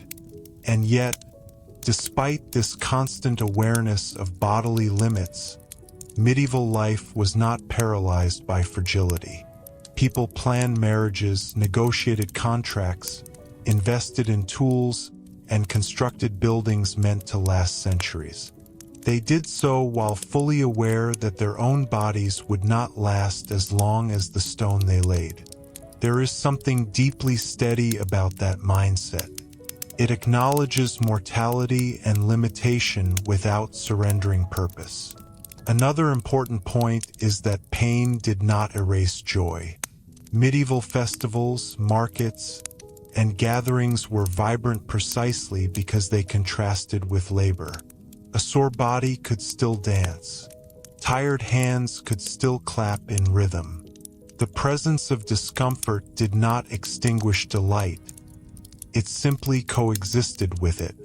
Even spiritual life often reflected this integration.